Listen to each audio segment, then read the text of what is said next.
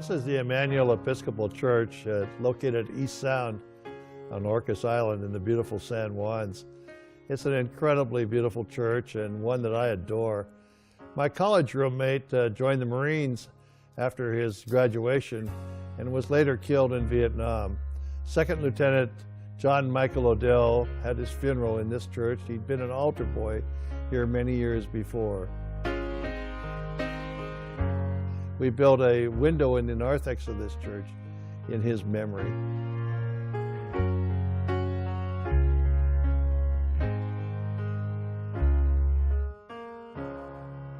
He's buried here in the island, but I will always remember the day of his memorial service and funeral here.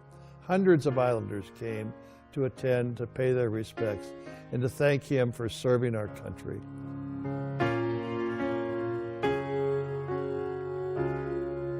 This is one of those locations that is truly one of my favorite places in the state of Washington.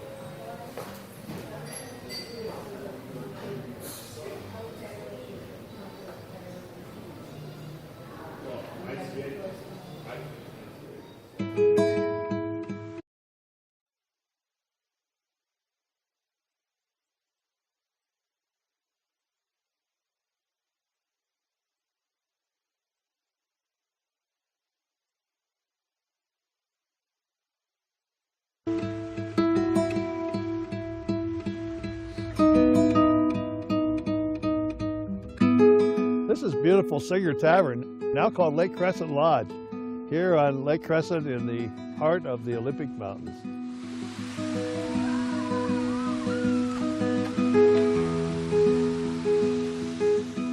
I remember coming here as a little boy and just being fascinated by this incredibly clear, beautiful lake.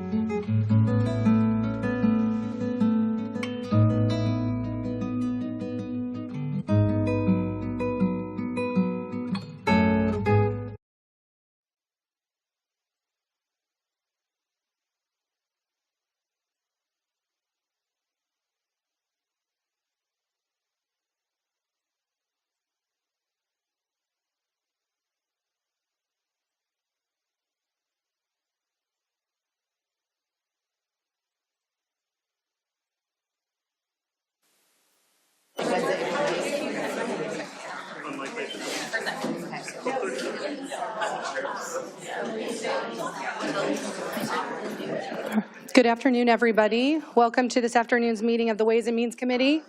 I'm Noelle Frame, the Vice Chair of Finance for the Ways and Means Committee, and will be chairing the meeting today. Thank you, Senator Robinson, for the privilege. Appreciate that. Just to kind of preview the plan for this afternoon, we have a lot of people signed up to testify. We are going to do 1 minute testimony as we typically do in the Ways and Means Committee. But I want to preview that there's just no way that we are going to get to every single person that has signed up. We are going to give a little bit less than an hour to each of the first 4 bills and a little bit of time at the end for the 5th bill, which has far, far fewer sign-ins. So for folks that we do not get to today, I just want to encourage you to use our written testimony option. It is the same portal that you use to sign in if you signed in to testify remotely. You have until 4 o'clock tomorrow, 24 hours from the start of this hearing, to submit your testimony through that portal. You, of course, are always welcome to submit emails directly to us as your senators and members of the Ways and Means Committee, but just wanted to preview that. I want to reiterate, it's a 60-second timer. For those of you who are in person, you will see our light go from green to yellow to red. For folks online, there is a comparable timer in Zoom. I have to really be clear that Everybody is going to be subject to that 60 seconds. I will have to cut you off if you go beyond it to give fair time to everyone that is signed in. I will do that as nicely and graciously as possible, but please aim to do this only in 60 seconds. Okay. With that, let's get started. We'll go in order on the agenda. Let's start with Senate Bill 5797, starting with a staff briefing from Jeffrey Mitchell. Good afternoon, Madam Vice Chair and members of the committee. I'm Jeff Mitchell, staff of the committee. Senate Bill 5797 relates to a Washington state tax on certain financial and tangible assets. By way of background, in Washington, property tax applies to most real property such as land and buildings. Additionally, certain types of tangible personal property such as machinery, office equipment, and furniture used in a trade or business may also be subject to property tax. However, intangible property is exempt from state and local property taxation. Intangible property includes financial assets such as stocks and bonds, as well as non-financial assets such as trademarks, trade names, patents, and copyrights. So the bill before you today would impose a state-level tax on the worldwide taxable intangible assets of Washington residents. The tax rate is $10 per $1,000 of the true and fair value of these taxable financial and tangible assets. So that's equivalent to a 1% tax rate. The tax would apply to a narrow class of financial and tangible assets, which consists of publicly traded stock, publicly traded bonds, mutual funds, and exchange-traded funds. The tax only applies to these assets if the owner of the assets owns at least $50 million of these financial intangible assets. And then there is a long list of additional exemptions from the tax, which includes all non-financial intangible assets, such as trademarks, trade names, brand names, patents, copyrights, and so on, cash and cash equivalents. Most financial investments are exempt as well, again, except for the publicly traded stock, publicly traded bonds, mutual funds, and exchange traded funds. Again, those are subject to the tax, but then all other financial investments are excluded. Ownership interests in limited liability companies and partnerships are exempt, retirement accounts, and as well as education-related accounts such as prepaid tuition plans and Coverdell education savings accounts. Intangible assets owned by businesses are exempt, and then debt obligations of the United States as well as state and local governments are exempt. So beginning in 2027, an individual owning, or I should say owing the financial intangible tax would file a return with the Department of Revenue by April 15th, reporting their taxable worldwide intangible assets for the immediately preceding calendar year and then pay the tax due. Spouses and state-registered domestic partners are generally required to file to jointly file returns. And then all revenues are deposited in the state general fund for the support of common schools. There is a fiscal note. The bill is estimated to increase revenue by approximately $12.2 billion over the 4-year outlook period, impacting approximately 4,300 taxpayers. The bill also has an estimated $54 million expenditure impact over the same time period. With that, I'd be happy to respond to any questions. Senator Brown, go ahead. Thank you, Madam Chair. So this is the property tax, I think, according to the state constitution. State constitution has a requirement to have an even rate, uniformity clause. How does this deal with the fact that it has a different rate above $50 million and below $50 million? How do you justify the constitutionality of this bill? So the exemption in this proposal, it's a little bit different from the intangible asset proposal from a couple years ago, where the financial assets are exempt if they are owned by a property owner that owns financial intangible assets that exceed $50 million, as opposed to exempting the first $50 million. of value. Say that again in different terms. I'm not understanding. So the prior proposals have exempted the first $50 million in financial and tangible assets. This proposal would exempt those assets if the owner of those assets owns financial and tangible assets exceeding $50 million. But then if that $50 million threshold is exceeded, then the entire amount would be subject to the tax, whereas under earlier proposals, there would be a $50 million deduction or exemption amount. Doesn't that, that seems worse to me, not better, because that very clearly is giving two different rates for two different groups of people, whereas before it's the same exemption for everybody, and then above that you have to pay. Now it does just the opposite. It says you have to pay for everything if you're a certain group of people and not if you're another group of people, which seems contrary to the state's constitution. I mean, most property exemptions are defined by either how the property is used or some characteristic of the property owner. In this particular instance, it's based on a characteristic of the property owner, which is the total value of their asset portfolio. Okay. All right. Thank you. Any other questions? Otherwise, we'll get to our 65 people that are signed up to testify. Well, I have another question. You do have one more. Go ahead. I just, thank you, Madam Chair. I also want to follow up on the administrative or collection cost associated with this tax. As maybe you provide it, I didn't hear you say it before, as a percentage or a cost? Yes, it's a $54 million expenditure impact over the 4-year outlook period. Well, how does that work out as a percentage? So you said $12 billion over the 4 years, so I can figure that out. Yeah. All right, thank you. Thank you, Madam Chair. Thank you so much. All right, seeing no other questions, let us go to public testimony. We are going to start with Ryan Watt, Manusis Coyotes, and Stefan Blanford, and then on deck will be Tim Iman, Jeff Pack, and Lori Lane. And again, if we could have the 60-second timer. No. Okay, please proceed. Good afternoon to the members of the committee.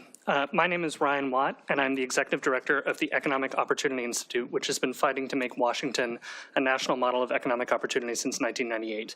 And I'm here to testify in strong support of SB 5797. As you know, this bill would impose a modest tax on the wealth of the richest 4,300 or so people in Washington, people with more than $50 million in assets, in order to help fund public education, healthcare, and other critical programs. This proposal is popular. Washington voters overwhelmingly upheld the capital gains tax on the ultra-wealthy in last November's election, and a recent survey showed that 66% of respondents supported a tax on Washington residents with extreme wealth. Some of you may be concerned that this proposal would lead multimillionaires to leave our state. This is worthy of consideration, but in our view, it is not worthy of concern. Over the last decade, the number of people with greater than $50 million in wealth has nearly tripled in Washington state, a period during which our state passed the capital gains tax. Reforming our tax code does not by itself cause capital flight. In fact, our state has demonstrated that it can both attract and create millionaires. Thank you for your time. Manusis. Good afternoon, Chair Robinson and members of the committee. For the record, my name is Manuso Quietus Jacobson, and I'm here all the way from Spokane on behalf of my union, the Washington Federation of State Employees. I'm testifying on behalf of all union working families.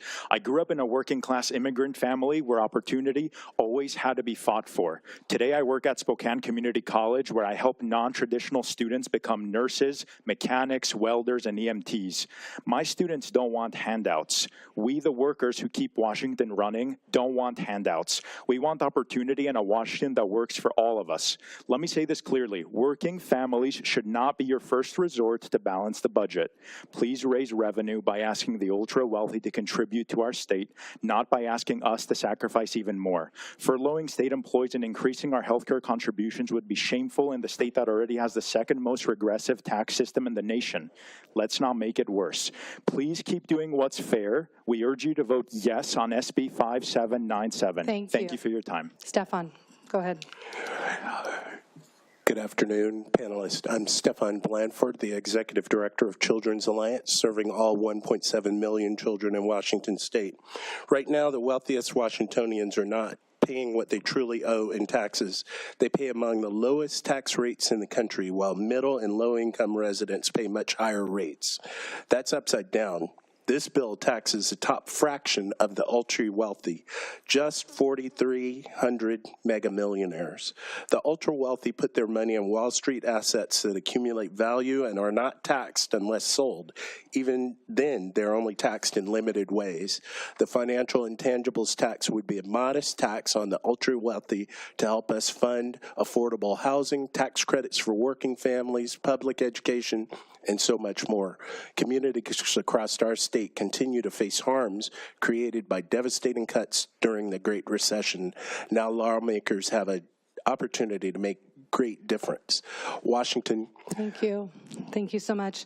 All right, next up, let's have Tim Eyman, Jeff Pack, and Lori Lane come forward. And on deck, who I believe are all on Zoom, David Gamage, Bronte Lemke, and Brian Kirshner. Go ahead, Mr. Eyman. Thanks very much. Tim Eyman from Bellevue. This is really just a covet bill, jealousy bill, envy bill, whatever you want to call it. But it's basically been the holy grail for decades, and that's the idea that not on your income, but what you own, everything in the world is going to be taxed. What's essentially happening is the government's going to take money away from people who earned it and give it to people who didn't. These people earned their money. They've already been taxed on it, and yet you want to tax it again. It's being pushed to pit citizens against one another. Governor Ferguson said he's deeply skeptical of it, yet you're pushing it anyway. Democrat mega donor Nick Hanauer said it's absolutely nuts. Think about that. Everything owned in the world. I simply can't imagine how that can be legal. I appreciate your consideration. Thank you. Thank you so much. Let's go to Jeff Pack online. Jeff Pack, Washington Citizens Against Unfair Taxes. I've pretty much adopted the policy. If it comes out of the majority party, it's not going to make my life any better. This one is no exception. It's predatory, it's discriminatory, it's class warfare. Granted, it's only assets above those super evil rich people, $50 million, but you folks are like the proverbial salesman's foot in the door. Once you're in, you'll lower it, and you'll lower it again because you've got that insatiable appetite for more money. Made worse, it's a tax on unrealized gains. So they haven't even made anything. If those particular people, or once you lower it, because I know you will, you're going to tax them year and year and year again on that money that they haven't even made anything off of it. So anyways, that's it. Thank you so much. Lori Lane. And before she's called up, if we could have on deck again, David Gamage, Bronte Lemke, and Brian Kirshner. Lori, go ahead. Hi, can you hear me? Sure can. Proceed, please. Okay. Hi, my name's Laurie Lane. There's so many ways to institute taxation. How about this instead? Why not just say no? Thank you.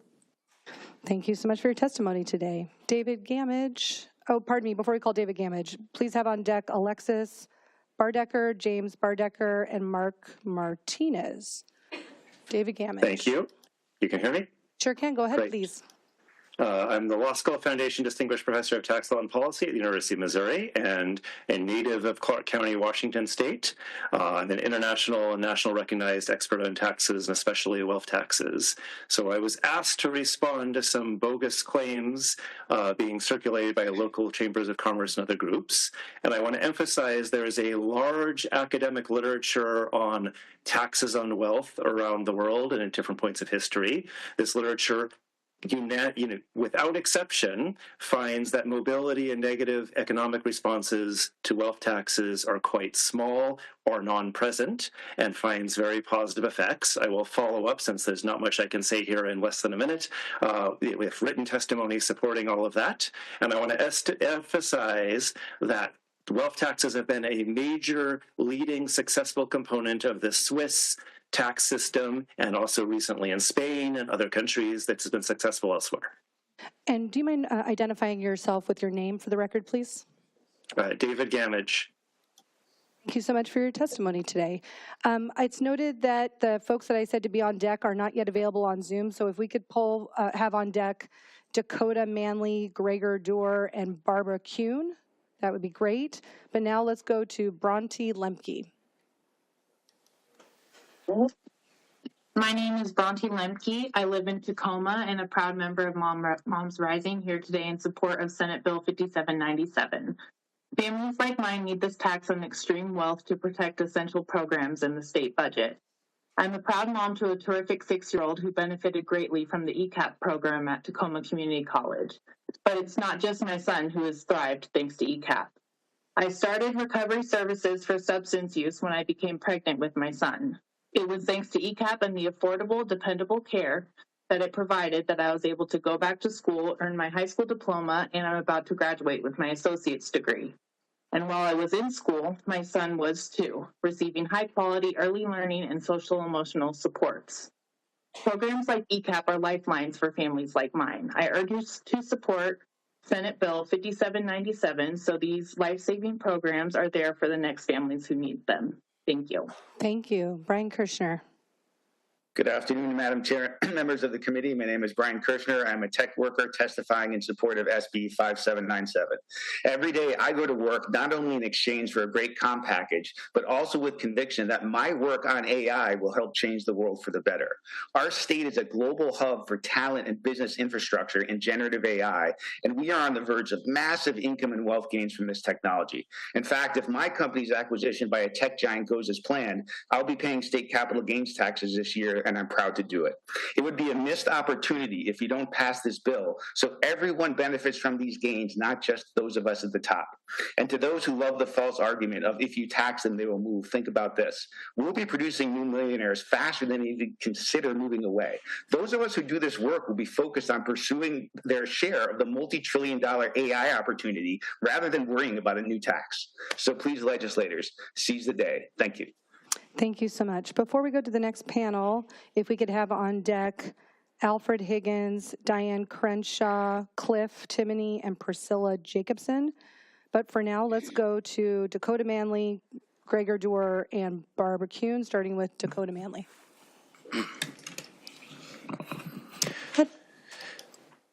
Good evening, Chair and members of the committee. My name is Dakota Manley with the Washington State Young Republicans, here representing our strong opposition to Senate Bill 5797. While we understand the intent, this bill will drive wealthy job providers to states with more favorable tax environments. Combined with existing capital gains tax and the payroll and property tax that's going to be heard today, it creates a hostile business climate. I am also deeply concerned that without safeguards, the threshold could be lowered, targeting middle-class investors if the revenue projections fall short. Young professionals like me are already cautious about investing. And with that in mind, please stand with the 8,336 people who signed in opposition and vote no on this bill. Thank you for your time. Thank you. Is Gregor Dorr available?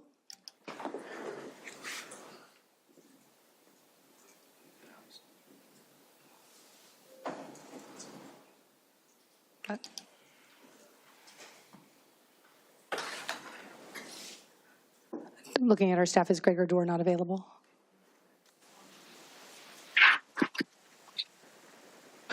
Gregor, we'll try to come back to you. Or no, you are accepting promotion right now?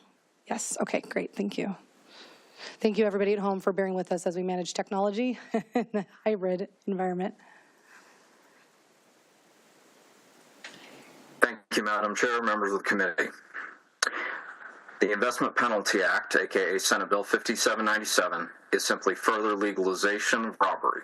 The legal definitions of robbery and tax are materially identical, except that a tax is authorized by law. The acts themselves are identical in function and form. As for the Investment Penalty Act, it is irrational on its face because it calls for Washingtonians to be robbed as a penalty for substantially aiding in the creation of jobs and expansion of opportunities for Washingtonians. SB 5797 is creatively referred to as the intangible assets tax, but the catastrophic effects would be very tangible. Your fiscal note projects the implementation of the act would steal more than $20.1 billion over the next 6 years. Yet Washington residents subject to the tax have the means to leave the state and would reasonably be expected to do so. Make no mistake, they will take their wealth with them and infuse it into the economy of another state when it could have been infused here. You must reject Senate Bill 5797. Thank you very much. Thank you for your time. We're going to go to Barbara Kuhn next, and then Priscilla Jacobson, and then if we could have on deck Jerome Curry, Jacob Figner, and Kathleen Kirshner. Now let's go back to Barbara Kuhn. Good afternoon. This is Barbara Keene. I wanted to comment because I'm an accountant myself and I know numbers. And the thing about putting in a new wealth tax on the value of an asset rather than the actual income from the asset means that you're creating a whole new category of taxation, and it won't stop at the top. It will pass its way down because that's what it always does. Income tax started that way. Only people who earned over $100,000 back in the 1920s had to pay income tax, and now we're all paying a lot of income tax. So I do not want this to continue. I would ask you to vote no on this bill because people will move their assets offshore and also the jobs will go offshore. We don't need this bill at any time. Make cuts instead. Thank you. Thank you for your time today. If Jacob Vigner is in person, if he could come to the front just to be ready on deck, but we're going to go to Priscilla Jacobson next.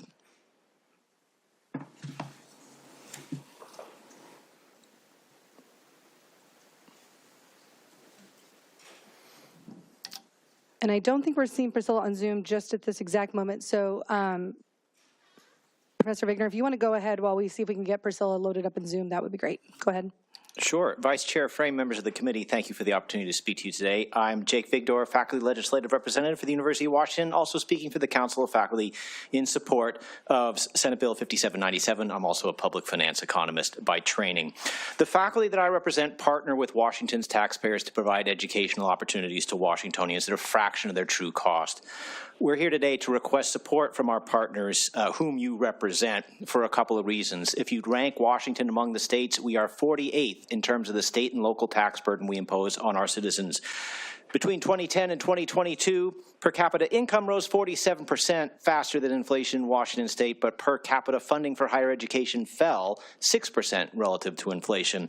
We don't make this request lightly, and we wish to focus our request on those Washingtonians who we feel are best positioned to afford to balance this budget. SB 5797 does exactly this by being a very strongly progressive revenue instrument. We appreciate the opportunity to preserve opportunity rather than scale back opportunity. Thank you. Thank you very much for your time. Okay, so we've called a number of people who are not in Zoom. So let's try a different set of folks. If we could pull forward William Hull, Mark Towns, and Tara Lynn Frey. And then on deck would be Charles Mayer, Jessica Olson, and Sam McVitie.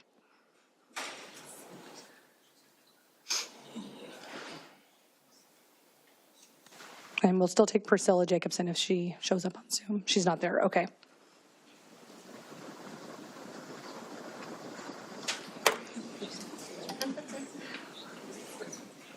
Okay.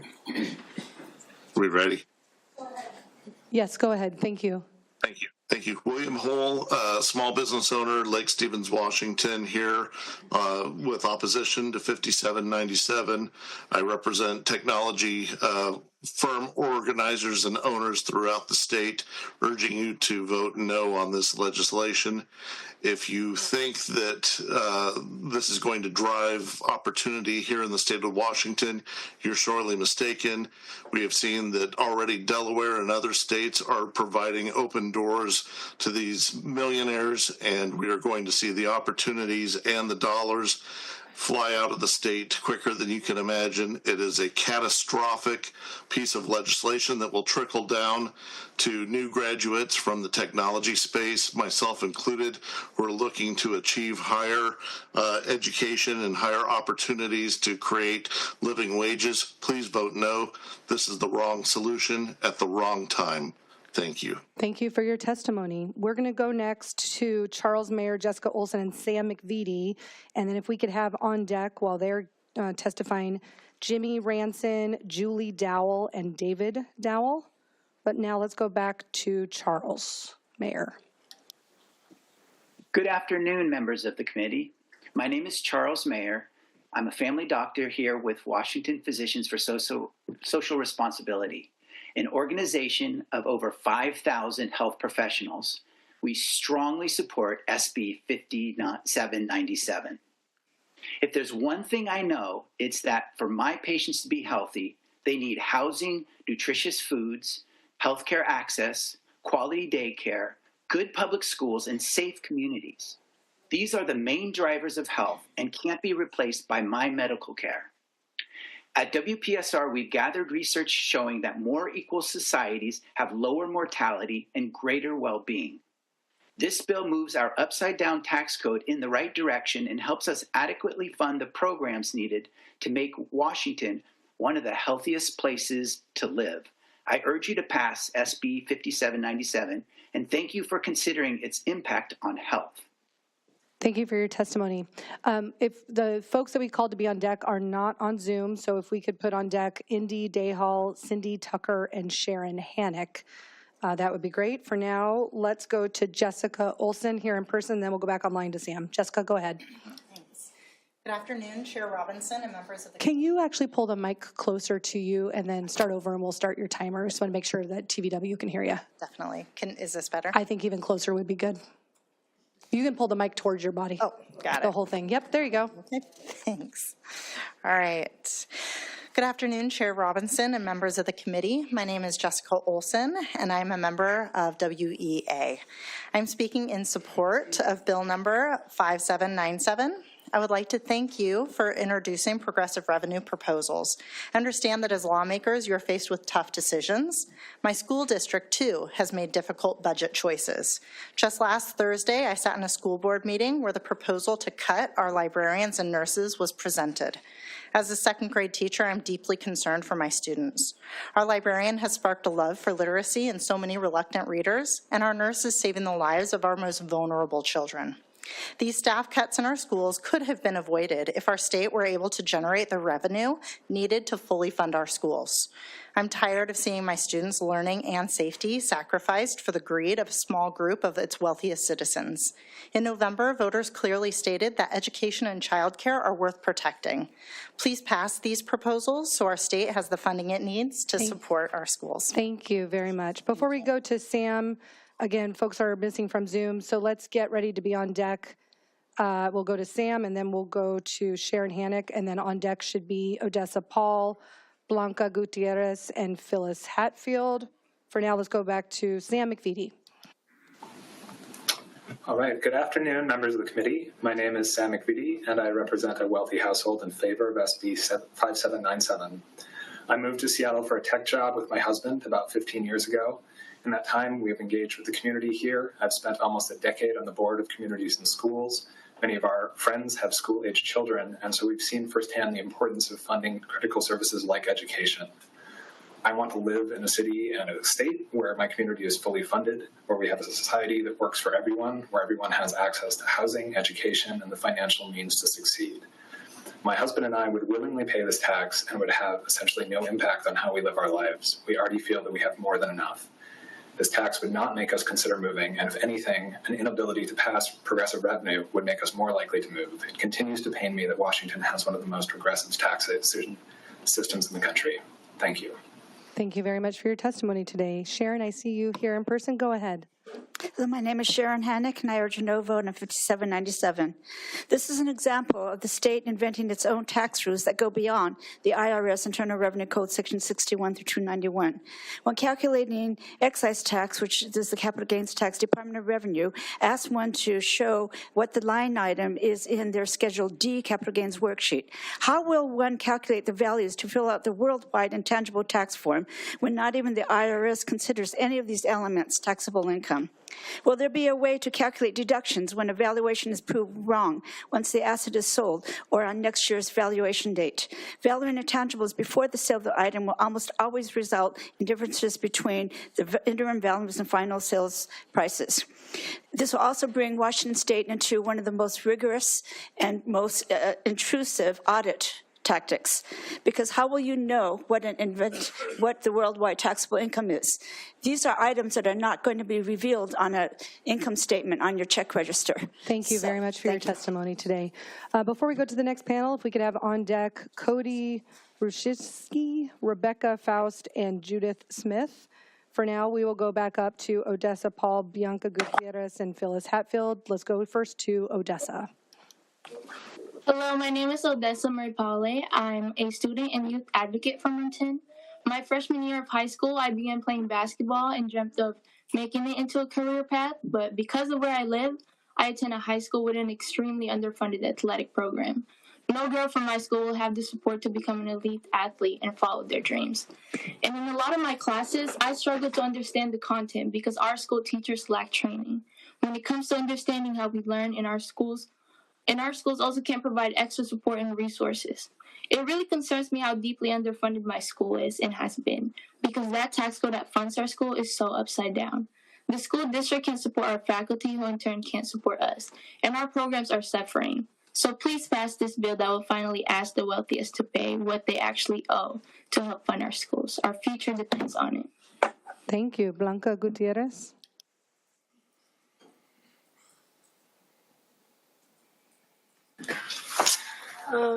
Hello, my name is Blanca Gutierrez. I'm a senior in high school and I live in South Bend. I'm graduating in a couple of months and I'm planning to go to nursing school. It's something I've always wanted to do. Whenever we will go to hospitals or clinics in our town, my parents or family members always need translating because there's not many bilingual people around here. When I become a nurse, I plan to work close to home. I want to use my Spanish skills to help more people understand what is being said to them. I want to take care of my community. I'm a public student and I'm applying to public nursing, and I'm scared that cuts to our schools will make it harder for me to reach my dreams. Instead of cutting from our schools, we should tax the super rich. The working class works countless hours, earns very little, while billionaires earn much. Please vote yes on SB 5997. Thank you so much for your testimony today. Appreciate it. Phyllis Hatfield, go ahead. Good afternoon, committee. I'm Phyllis Hatfield in Seattle. I'm lucky to be very wealthy, and I would happily pay this tax or any tax if it better supports all of our people.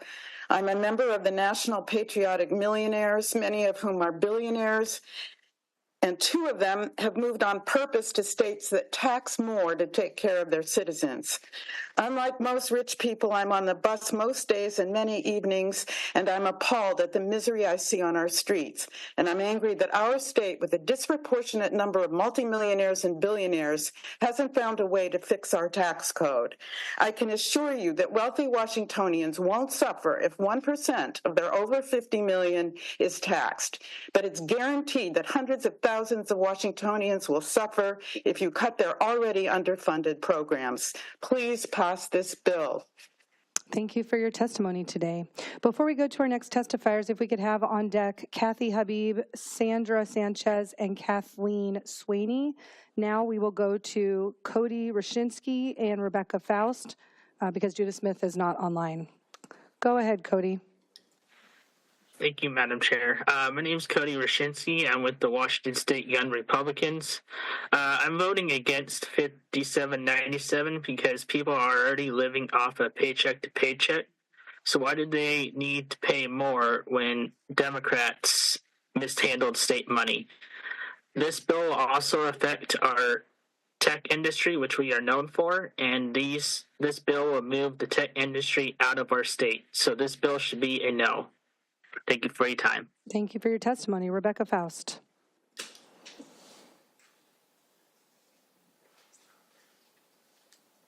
Unmute. Okay, now can you hear me? Sure can. Proceed, please. Okay. Good afternoon. My name is Rebecca Faust. I'm testifying in opposition to Senate Bill 5797. I'm a Washington resident, concerned citizen, and I oppose additional taxes. In these challenging economic times, government needs to learn to live within a budget like everyone else.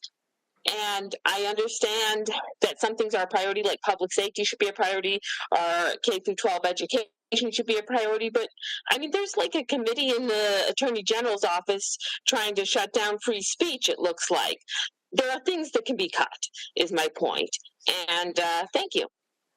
Thank you so much for your testimony today. Before we go to the next panel, which will start with Kathy Habib, if we could have on deck Nate Block, Liza Simmons, and Dave Tucker. But now let's go to Kathy Habib and then Sandra and Kathleen. Kathy Habib, go ahead. Hello, my name is Kathy Habib. My husband David and I are lifelong Washingtonians, and we are strong proponents of progressive revenue. We graduated from the University of Washington and built our careers in tech and the Puget Sound. We raised our 2 children in Bellevue. They attended public schools, and we now live in Kirkland. Our commitment to this community runs deep. We spent years supporting public education through volunteering at schools and various nonprofits. We love all that the state of Washington has to offer, and we are deeply invested in its future. We want to see our communities, all of our communities, and especially our public schools, fully funded. We would willingly pay the tax proposed in Senate Bill 5797. For wealthy families like ours, it would have virtually no impact on our daily lives. Washington is our forever home, where we have deep connections, and we would be proud to contribute to a stronger, more equitable future for all Washingtonians through this legislation. Thank you. Thank you. We actually have a question for you from our ranking member. Go ahead, Senator Gildon. Thank you, Madam Chair. I've heard it from a couple of folks in your position that said you would willingly do it. I guess my question is, have you? Because you can. I think that question is about charity and not taxation, sir, because we do not have the tax on the books. So I don't think that's a fair question to the member of our public. All right, let's go forward. Sandra Sanchez. Good afternoon, Chair Robinson and community. My name is Sandra Sanchez, and I have been helping to raise our community children for the last 20 years at my child care. The 4 little bears in Pasco, I'm here to support SB 5797. Here's a story I'd like to share with you. While I'm licensed for 12 children, I only have 5 right now. One of my family was forced to leave at the beginning of the year because the mom got a raise and now makes $40 too much to qualify for subsidy care. She shouldn't afford the cost without help, so she left workforce. Another got married, and her new joint income, she also didn't qualify. While the cost of child care, 100% of the families in my program rely on subsidy. If they didn't get help, child care will be out of reach. This isn't a problem unique to me and in my business. Funding for early learning programs is essential. I support the financial intangibles tax so if the families can afford child care and I can run my small business. Please vote yes for SB 5797. Thank you so much for your time. I want to announce the next bit of order because we have a lot of folks that are not online. So we're going to do Kathleen, then Kathleen Sweeney, Judith Smith, then Nate Bloch, and then if we could have on deck Sumyo Lahiri Gupta, Radu Sementina, and Linda Garcia. Right now, could we go back to Kathleen Sweeney?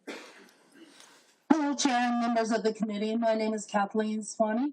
I live in Vancouver, Washington. I'm a member of SEIU 775 and an advanced home care aid specialist. I'm testifying in support of Senate Bill 5797. Caregivers are the eyes and ears for our clients. One of my clients is quadriplegic. It's hard for her to find caregivers. So when another caregiver left, she contemplated suicide.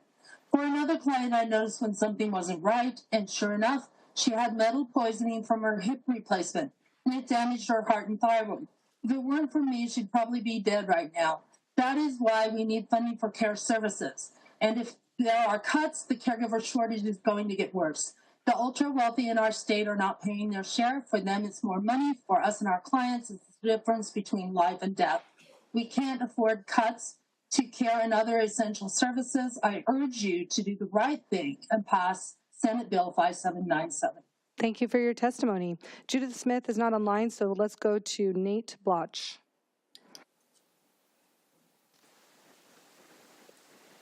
My name is Nate Bloch, and I am a current high school senior, and I am testifying other on Senate Bill 5797. I am concerned by the portrayal of this tax as being for the benefit of public schools. This year, your committee has advanced a proposed budget that would increase state funding for K-12 education by about $3 billion. While this increase is significant, it is far from sufficient to meet the state's requirement to fully fund basic education.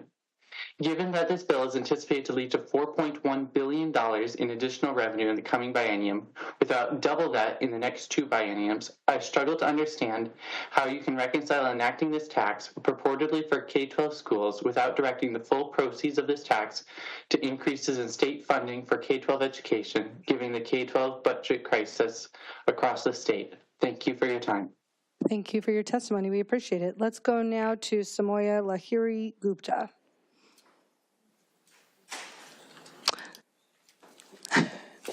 Thank you for running.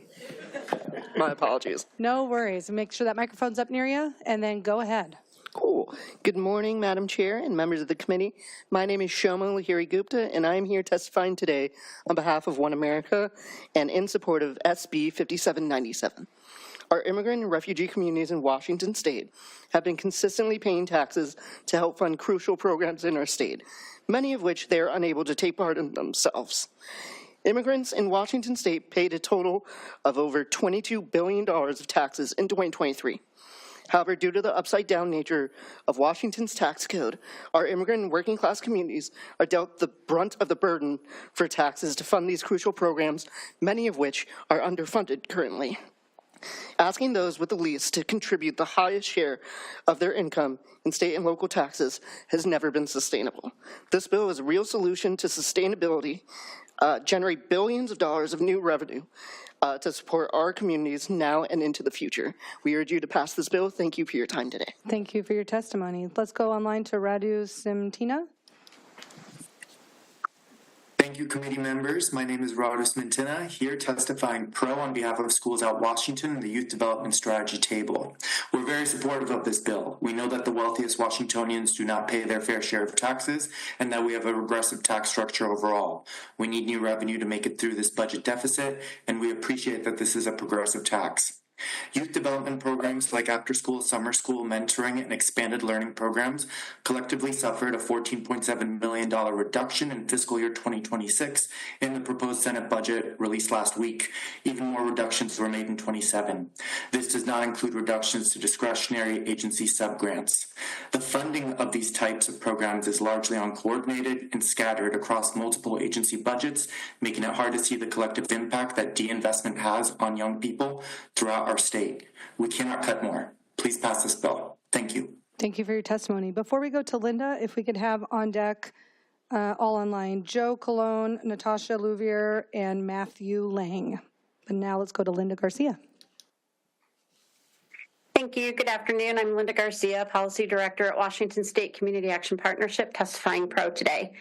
Every day, our 30 community action agencies across the state assist families who are making impossible choices between rent and food, medication and heat, childcare, and transportation to work. These trade-offs should not exist in a state as prosperous as ours, but they do because our tax code requires the least from those who have the most.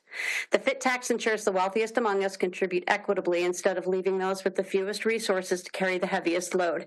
And the revenue it generates through other budget easement will help fund the essential services we provide that are crucial in preventing homelessness, hunger, and even death. By making these changes, you are giving our communities more than just a tax system. You are giving them a path forward. We urge you to reject the fear-based opposition, especially the misleading claim that this will drive wealth out of Washington. Fact-based research and real-world examples show otherwise, and I'm providing links to those in my written comments. Thank you so much for your leadership in advancing bold revenue solutions that will create real change for the people of our state. Thank you for your testimony today. Before we go to Joe, Natasha, and Matthew, if we could also have Anthony Holan and Alicia Travis on deck, that would be great. Now let's go to Joe Colon. Thank you, Madam Chair, and members of the committee, and everyone who isn't paid to be there, both in person and online. My name's Joseph Colon. I'm a former blue-collar worker and a professor at Tacoma Community College and a proud member of our union, AFT Washington. I'm here to urge you to support Senate Bill 5797. So as you know, Washington relies on consumption tax, which means the burden of taxation is carried by the bottom 80 percentile of earners. SB 5797 works to address this inequity by taxing the top fraction of mega millionaires, and there's just a few of them.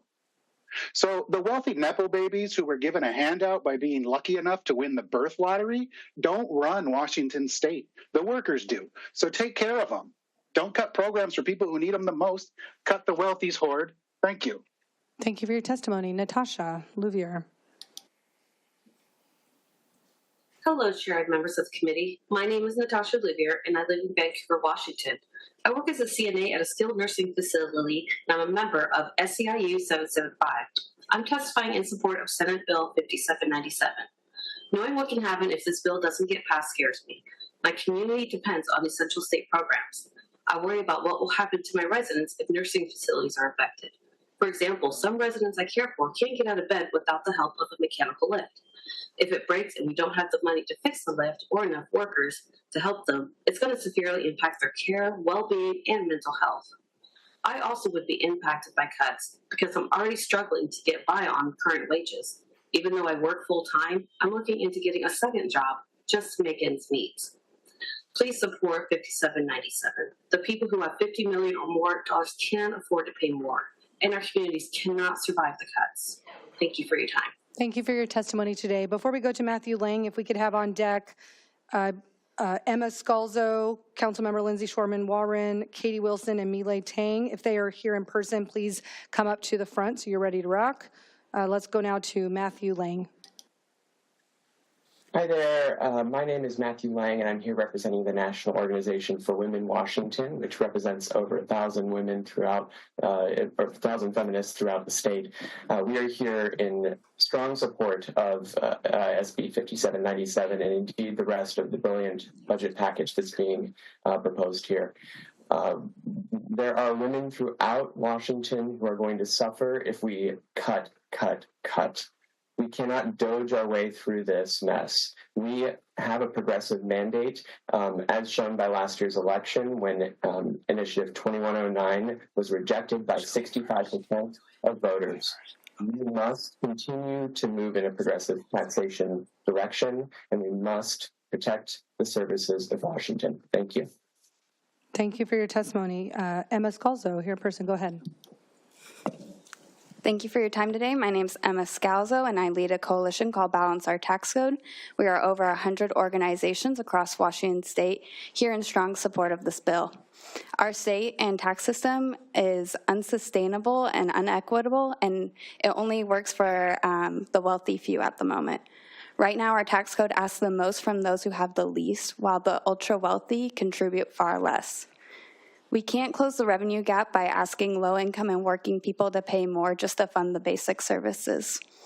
This bill and all the progressive revenue options before you today is a step towards a more stable and equitable Washington, where we can fund our futures responsibly. I really urge you to pass this bill. Thank you for your time. Thank you, Councilmember. Go ahead, and then we'll go to Milay, and then we'll go to Katie Wilson, who's online. Councilmember, go ahead. Thank you. Chair and Senators, my name is Lindsay Shroman-Warren, testifying as a Port Angeles City Council member and on behalf of the City of Port Angeles. For several years now, our council has unanimously put at the top of our legislative agenda an adequate and non-regressive tax system.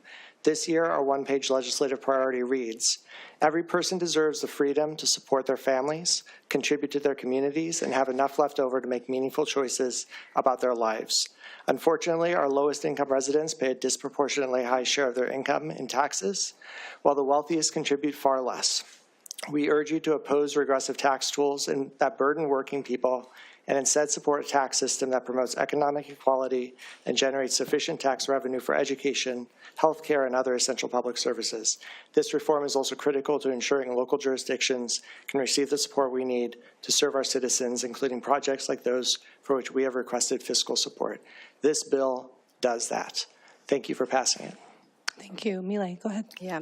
Good afternoon, Chair and members of the committee. My name is Milay Tang, and I'm speaking on behalf of Stanford Children Washington to thank you for all your hard work so far and to advocate for new revenue like Senate Bill 5797 for the ultra-rich to pay their fair share to avoid an all-cuts budget. Washington students are suffering under the status quo. We must have adequate funding spent on efforts that work, such as approaches like Ninth Grade Success Initiative. The data-driven initiative has been crucial in helping schools build systems that set students up for success, especially during the critical ninth grade year. It targets students who have historically been left behind, rural students, students with IEPs, and low-income students, in addition to Black and Native and Latino students.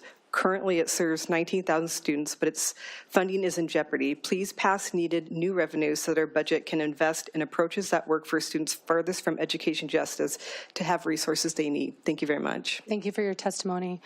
Before we go to Katie Wilson, if we could have on deck, and if they're in person, please come to the front, Kristen Ang, Aaron Sinzuski, and Lisa Smith. And then now let's go back online to Katie Wilson. Hello, members of the committee. My name is Katie Wilson, and I'm speaking today on behalf of the Transit Riders Union. I'm also the mother of a toddler, and in a few short years, my daughter will be attending our public schools. I want to live in a state where every child has the opportunity to get a great public education. But if we're funding our schools on the backs of working families, we will always be behind. Holding millions upon millions of dollars in financial wealth is a great privilege. No one earns that kind of privilege through hard work alone. And no one with that much wealth will feel their quality of life decline because they're being asked to contribute a little more back to the society that supported them. It's the people working the hardest for the least, the parents holding down 3 jobs to put food on the table and still trying to make it out to their kids' soccer games or school plays, that are the most hurt when our schools are starved for revenue. I urge you to support Senate Bill 5797 so that all families can thrive in Washington State. Thank you. Thank you. Kristen, go ahead. Oh. Good afternoon, Vice Chair and members of the committee. My name is Kristen Eng, here on behalf of Faith Action Network, a statewide multi-faith coalition, here in strong support of Senate Bill 5797. I just want to take a pause and say, why are we doing this? I want to thank you first for your support for funding hunger security, food security, because that has not been done before. And every time we've had a recession, whether the Great Recession in 2008 or we see in COVID, the burden falls on those who are struggling, those who have the least. And we need to do something different. We need to change the status quo. And there are people behind changing our tax system. That is why over 64% voted to keep the capital gains tax in Washington State, because they knew we needed to do something different, that there are challenges that we are facing that we've never had before. And these burdens, it is a modest 1%. And those with 50 million or more could do more. Thank you. Thank you. Aaron, go ahead. Good afternoon, Chair, members of the committee. I'm Aaron Trzaski with Food Lifeline, the Feeding America partner serving Western Washington.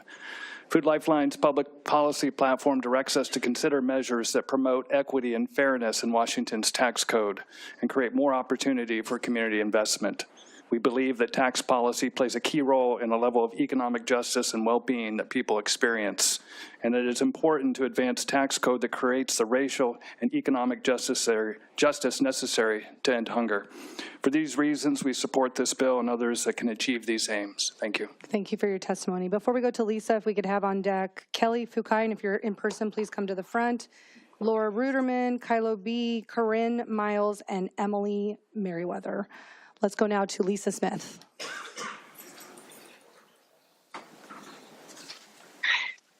Yes, good afternoon. My name is Lisa Smith. I'm the Executive Director of the Washington State Microenterprise Association, and I'm here to stand in favor of Senate Bill 5797. We work every day with nonprofits around Washington State that are doing a yeoman's work to help the smallest, under 5 employee companies with business training, technical assistance, and access to financing. And what's true is that all of these businesses in all of our neighborhoods are relying on good health care, quality schools, housing.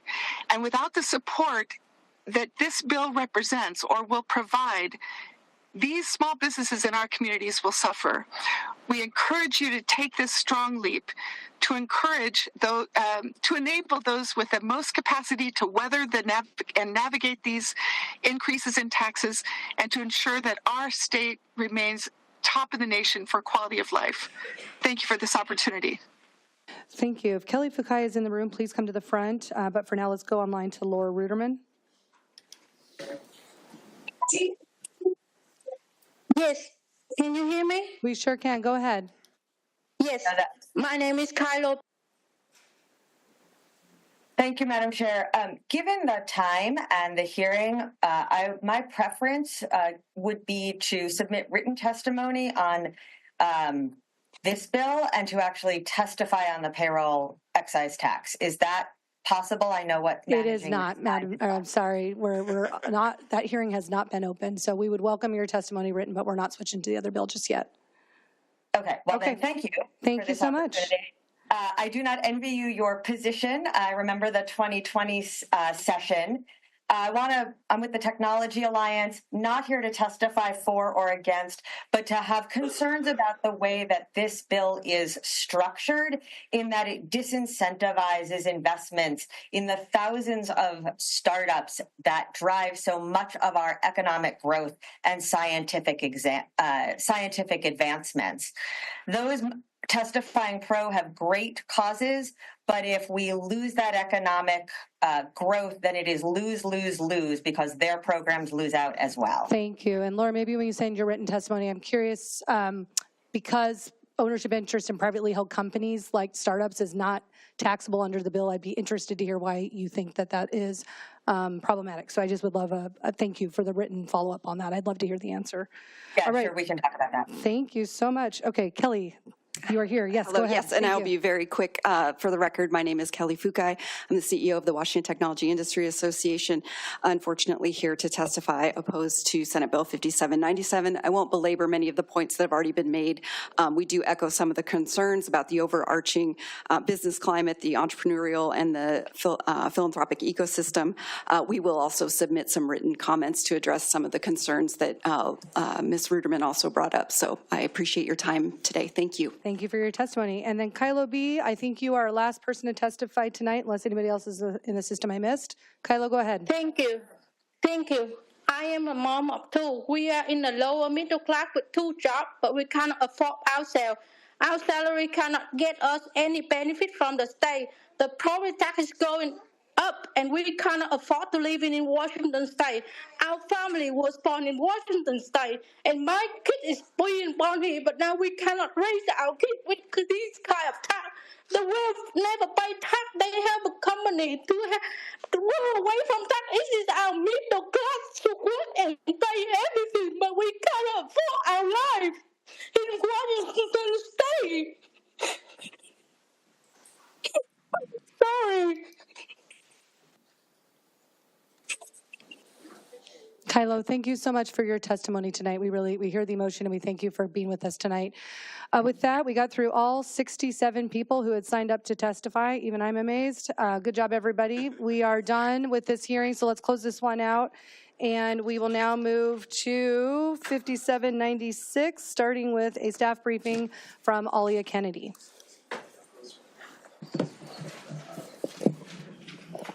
Thank you, Madam Vice Chair, members of the committee, Alia Kennedy, staff to the committee.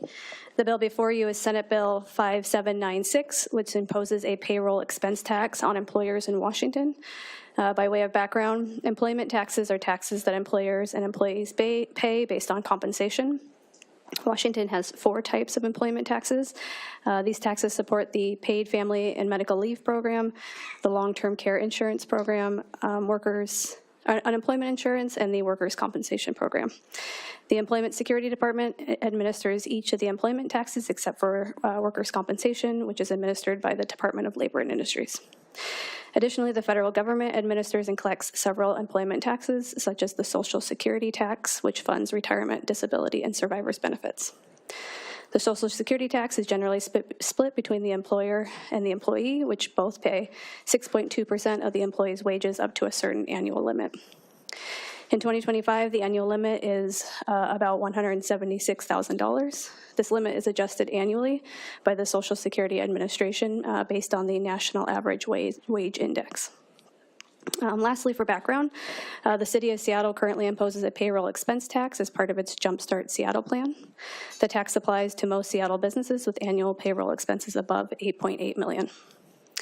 Turning to the bill before you, beginning July 1st, 2026, a payroll expense tax is imposed on employers engaging in business in Washington. The tax is 5% of the total annual employee wages above the Social Security wage threshold. The payroll expense tax does not apply to employers with annual employee wages equal to or less than $7 million for the prior calendar year. Additionally, a credit is allowed for any city payroll expense taxes paid by the employer. The credit may not exceed the annual amount that would be due to the city as it was in effect on January 1st, 2024. The tax is administered by the Employment Security Department in a manner similar to the paid family medical leave program. And finally, all revenue from the payroll expense tax must be deposited to the state general fund. A partial fiscal note is available. The bill is estimated to increase general fund revenues by about $4.2 billion in the 25-27 biennium and by $9.2 billion over the 4-year outlook. Administrative costs for the Employment Security Department are estimated to be about $20.3 million in the upcoming biennium, with ongoing costs of about $10.5 million over each biennium thereafter. I'm happy to answer any questions. Are there any questions for Alia? Seeing none, Vice Chair Stanford. Thank you. We'll begin testimony with Nicole Kern, Eli Goss, and Corey Rigney. Please come forward. After them will be Tim Iman, Anthony Mixer, Corey Sherwood, and Jeff Pack.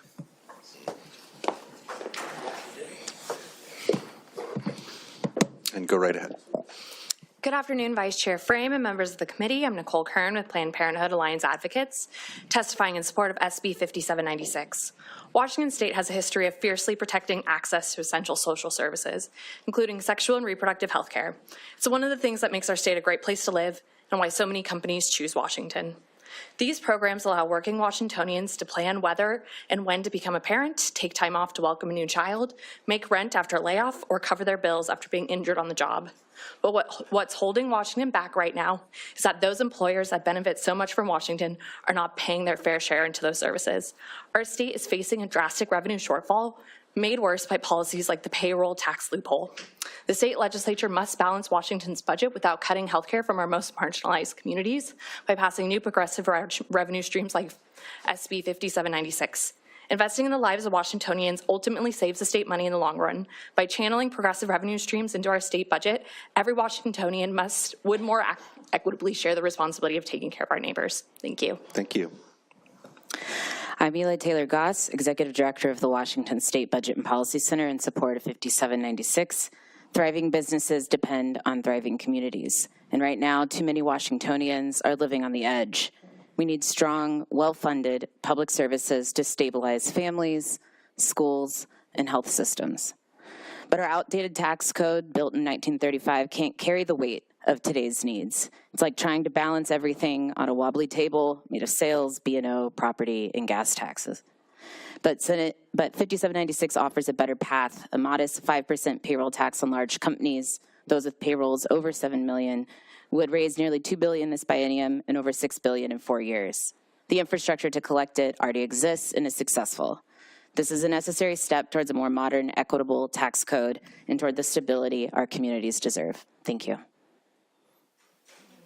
Thank you. Good afternoon, Chair and Committee. My name is Corey Rigney, and I am here with the Tech for Taxes Coalition, testifying in favor of Senate Bill 5796. I've had the opportunity to work at Microsoft in Washington. I loved my time there, and based on it and my knowledge of their internal operations, I am confident they would not leave the state as the opposition might claim if this bill were to pass. Tech workers like myself want to live in a place with robust social services and a diverse, growing community. Microsoft's own website supports growing diverse communities and supporting those who need support. And as you are well aware, those goals are much harder to reach without funding. Alongside growth, the promise of a well-funded social safety net helps keep tech workers in Washington, even with the threat or reality of layoffs, and the tech companies stay where the tech workers are. I urge you to pass this bill as a benefit to tech employees and therefore companies. Thank you. Thank you. Questions, Senator Dozier. Thank you. One quick question for you. When you were talking about access to abortion, how does this tax inhibit access to abortion? Was that what you were referring to? Because when I heard that, it sounded like that is something that inhibits it, or could you explain that, please, for me? Revenue in Washington State goes to fund our social services, which includes funding that goes to safety net abortion providers and other health care like Medicaid reimbursement. So that is a way that this tax would be helpful to access to abortion. Yes. Okay, thank you. Next panel, Tim Iman, Anthony Mixer, and Corey Sherwood, please come forward.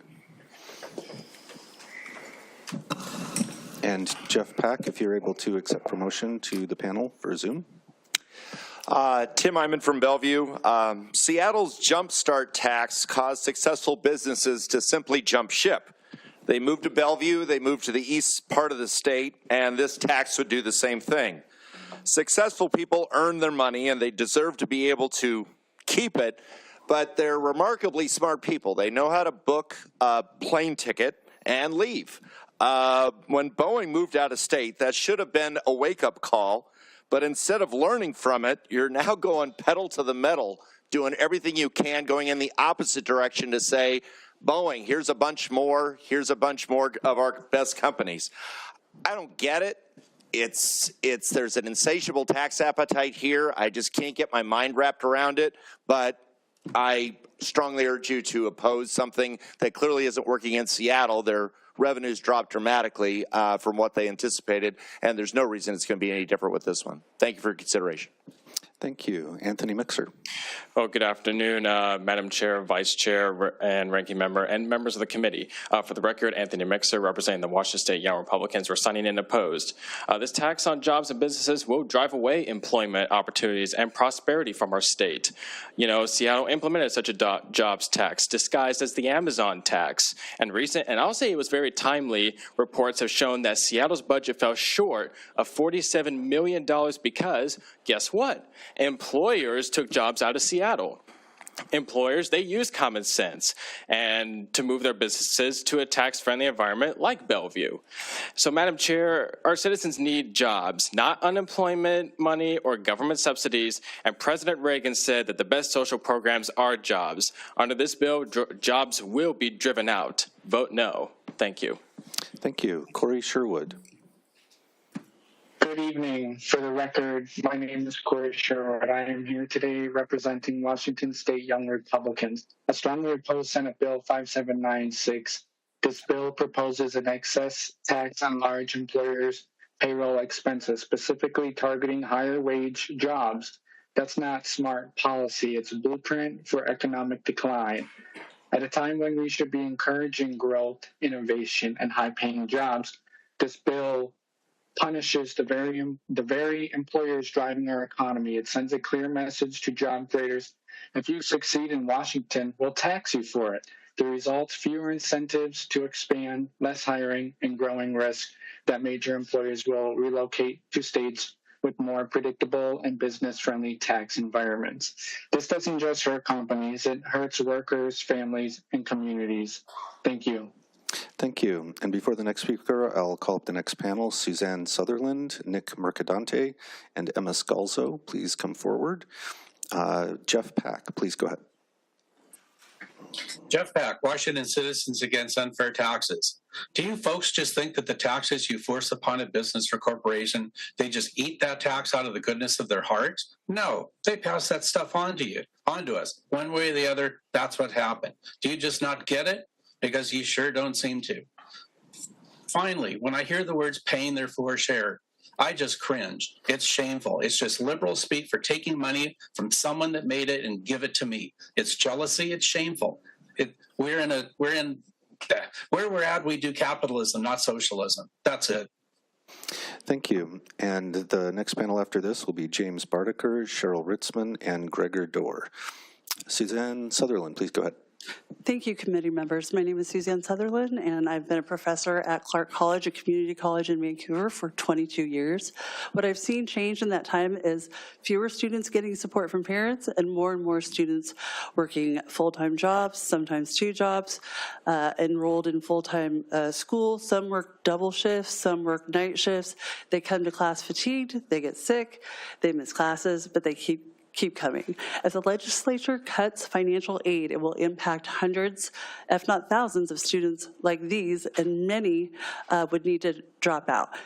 Making deep cuts in higher ed shouldn't be happening in one of the wealthiest states in the nation. We can afford to do much better. SB 5796 can help. It doesn't make sense that employers don't pay Social Security taxes over the cap of $176,000, but writing this wrong to support our higher ed students does make sense.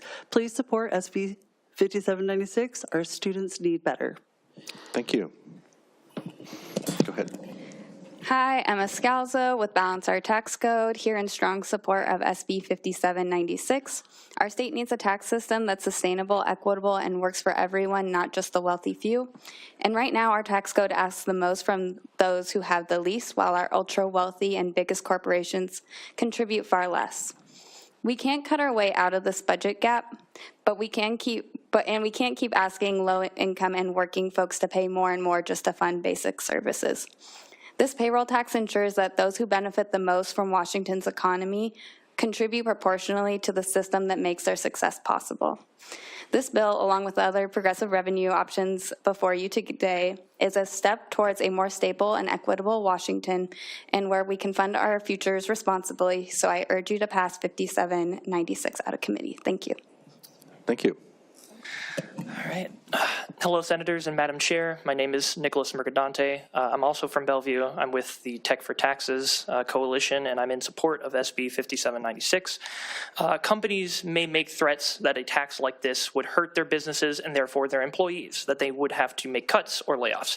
As a former Lockheed Martin employee, I am here to say that these cuts and layoffs already happen with or without these taxes that only ask our high-profit employers to pay their share.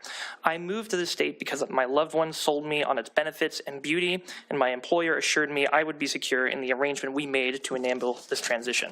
Now that the rug has been pulled, the systems these taxes support have helped me find new employment here rather than having to leave Washington. Employers only stand to lose more good workers by acting on their threats, and that loss far outweighs the impact that this bill would have. Support this bill, and everyone shares the benefits. Shut it down, and these employers lose whatever short-term gains they make in the long run. Thank you for your time. Thank you. Next panel on deck will be Max Martin, Neil Strege, and Lars Eriksson. And now we'll go to Gregor Dorr.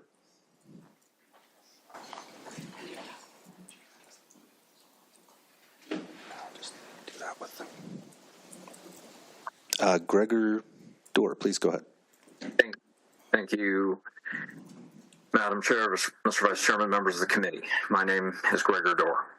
Senate Bill 5796, aka the Job Cuts Act, is oxymoronic on its face and described on the legislature's website. All that a payroll tax does is steal income from workers, as employers are forced to either cut jobs, wages, or both in order to afford the tax. By the Senate's own projection, this tax would steal nearly $14.5 billion from hardworking Washingtonians over the next 6 years.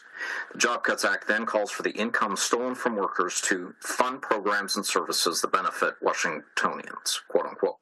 In reality, it will harm our most vulnerable populations more than anyone else. What benefits Washingtonians is jobs through which they are able to have the dignity of work, grow their wealth, and expand Washington's economy. You must reject Senate Bill 5796 and any other legislation that attempts to cut jobs. Thank you very much. Thank you. And the next panel on deck will be Barbara Postumus, Lisa Smith, Monique Valenzuela, and Paula Sardinas. So now, Max Martin, please go ahead. Vice Chair Frame, Ranking Member Gildon, members of the committee, for the record, Max Martin here with the Association of Washington Business in opposition to Senate Bill 5796. According to the Tax Foundation's 2014 State Business Tax Climate Index, Washington State ranked 6th overall in the nation. Today, we rank 45th overall. The proposals before this committee, which represent some of the largest tax increases in state history, will likely move us even further down those rankings. Our businesses play a key role in funding the critical services we all rely on. The Council on States Taxation Fiscal Year 2023 State and Local Business Tax Burden Study shows us that our businesses pay nearly 50% of all state and local taxes, significantly higher than our West Coast neighbors, Oregon and California, who are both under 42%. Adding to that burden, risk driving employers and jobs out of our state and local communities. The Association of Washington Business urge you to vote no on these proposals. Thank you. Thank you. Members of the committee, thank you for having us. Neil Strege with the Washington Roundtable. Washington's budget and the sustainability of the programs that you all provide rests on the foundation of a healthy economy. And the package of taxes before you today really threatens that economic health and the state's sustainability. Washington already ranks 10th in the nation on taxes per employee, and businesses already pay almost 50% of state and local taxes. Despite the rhetoric, Washington is a high-tax state for business. It's not something that you hear very often around here, but it is a high-tax state for business.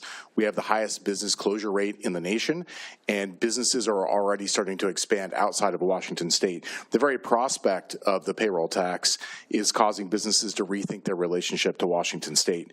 The taxes before you today are job killers, and we urge you to vote no. Vice chairs and members of the committee, my name is Lars Erickson, and I'm here today on behalf of the nearly 2,500 members of the Seattle Metro Chamber of Commerce in opposition to Senate Bill 5796.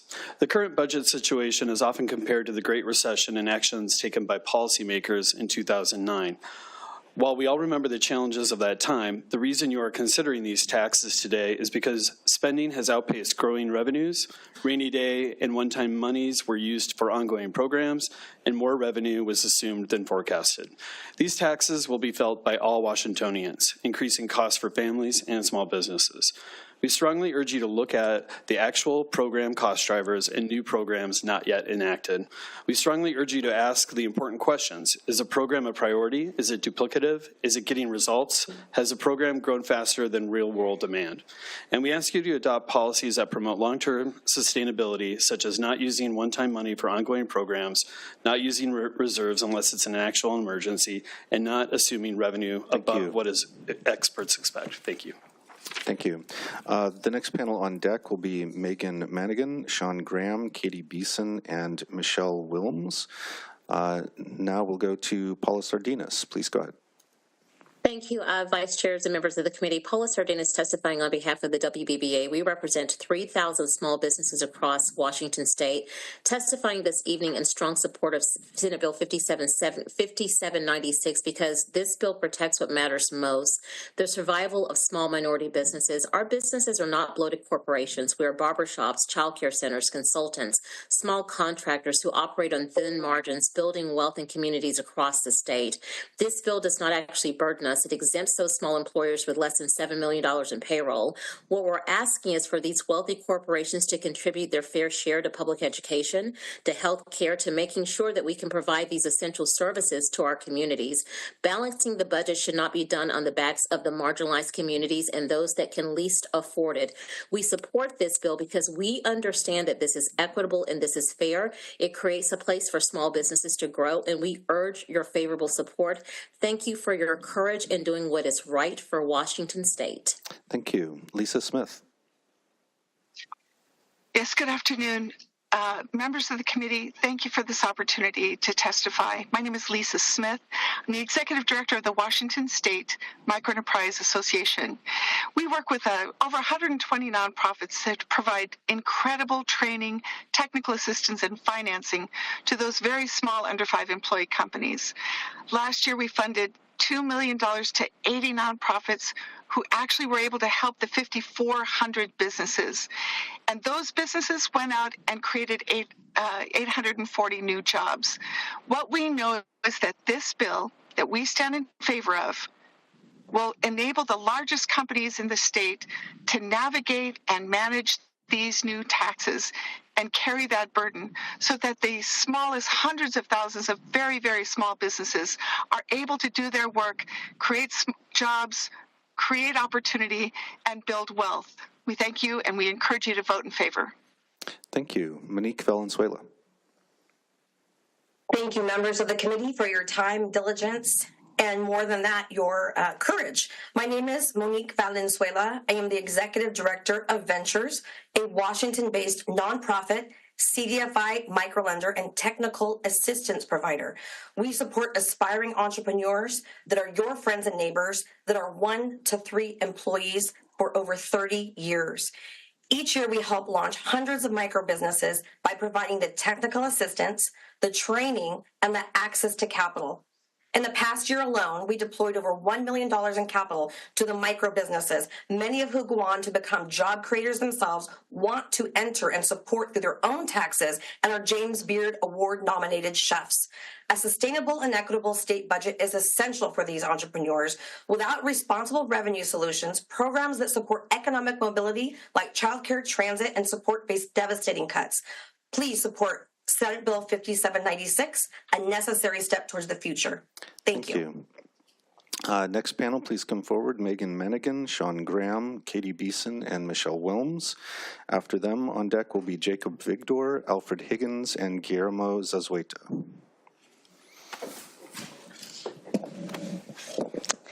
Good evening, Chair Frame and members of the committee. For the record, Katie Beeson here on behalf of the Washington Food Industry Association, representing your local independent grocers and convenience stores in opposition tonight to Senate Bill 5796. As most of you have heard from me, the vast majority of our industry operates on very, very thin margins, approximately 1%. This tax proposal directly impacts our industry by increasing supply chain costs, because while most of our individual store operators are likely not impacted by the payroll tax, the bulk of our major suppliers are, and so we do see this as a potential increase the cost of groceries when we know we're hearing on a regular basis the cost of groceries is already incredibly concerning. Additionally, this bill fails to consider future cost considerations, as we imagine future impacts will be significant. So we ask you to oppose. Thank you. Thank you.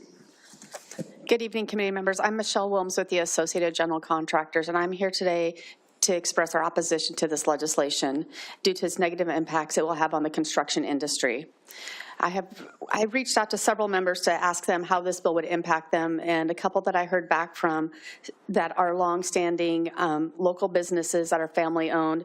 One contractor with 370 employees said that they have about 20 employees that are currently at the threshold, and several that are very close to it, that this tax would create an additional tax burden of $70,000. Another firm has 190 employees, and they're estimating that this would impact them to $23,000. Although the construction industry, the people are well paid, and we operate in tight margins, this new payroll tax will increase the cost of doing business, discourage growth, and potentially force companies to downsize. At the very least, contractors will. Thank you for your testimony. Thank you. Good evening, members of the committee. I'm Sean Graham with the Washington State Medical Association here in respectful opposition to Senate Bill 5796. Acknowledging the difficult decisions around the budget that you all are facing, this bill does present some unique impacts for the physician community. As proposed, this bill will apply to most physician groups in the state. Those groups in recent years have seen increased costs of doing business and flat or decreased reimbursement from different payers. What's unique about physician groups is that they do not set their prices. So if this tax is imposed on physician groups to mitigate the impact, they'll have to look at measures that would decrease access to care for patients. Along with 25 other physician groups, we submitted information via email earlier today about the impacts of this bill. We are committed to engaging constructively on the budget, but would ask that this bill not advance in its current form. Thank you. Thank you. If Megan Manigan is here, please step forward. Otherwise, Jacob Vigdor, please come forward.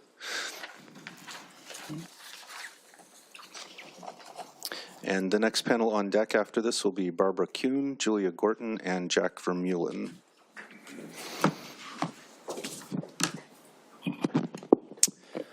Thank you, members of the committee. For the record, I'm Jake Vigdor, faculty legislative representative for the University of Washington, also speaking on behalf of the Council of Faculty today in support of SB 5796, and also a public finance economist by training. Our colleagues in the business community in Washington State have articulated an ambitious goal to have 70% of high school graduates in Washington State attain a post-secondary credential. One of the challenges that we face in accomplishing this goal, which would put us #1 in the nation, is the fact that our per capita spending on higher education via taxpayer support is below Mississippi right now. So we need support. SB 5796 would impose a tax on employers of highly compensated individuals. It would hit industries like banking and management consulting, and we believe that this would be a progressive revenue measure. For the record, Seattle's Jumpstart tax was projected to bring in $250 million a year. It brought in $315 million in 2023 and $360 million in 2024. Thank you very much. Thank you. Guillermo Zazueta, if you can go ahead and speak.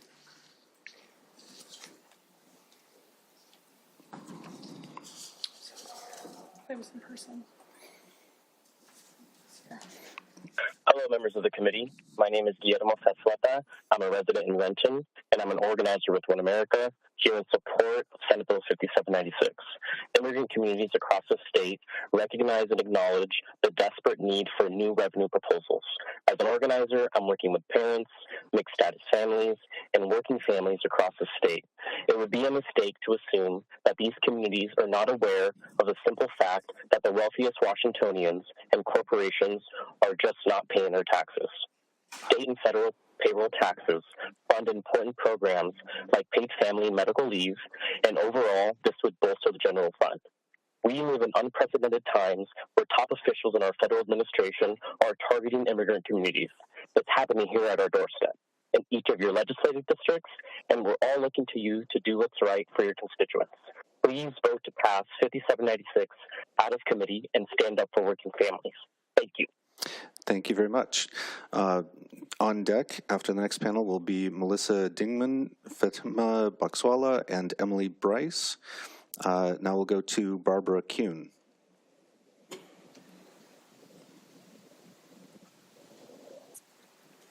You can go ahead and speak, Barbara. Okay. Hi, I'm just wanting to comment on this bill 5796. Once again, I am an accountant and I see how accounting works. And I can tell you that the first thing that businesses look at as far as canceling jobs goes is who is making the most money, because they cost the most, not only in salary, but also in benefits. This bill will depress wages. It will cause jobs to be moved out of this state. We don't need this. We need more higher paying jobs. And we don't want this tax to be put onto our businesses because it's going to kill our businesses. We need more business, not less. If we have more business, then we will bring more money into the state and we won't need this killer bill. So please vote no on SB 5796. Thank you. Thank you. Julia Gorton.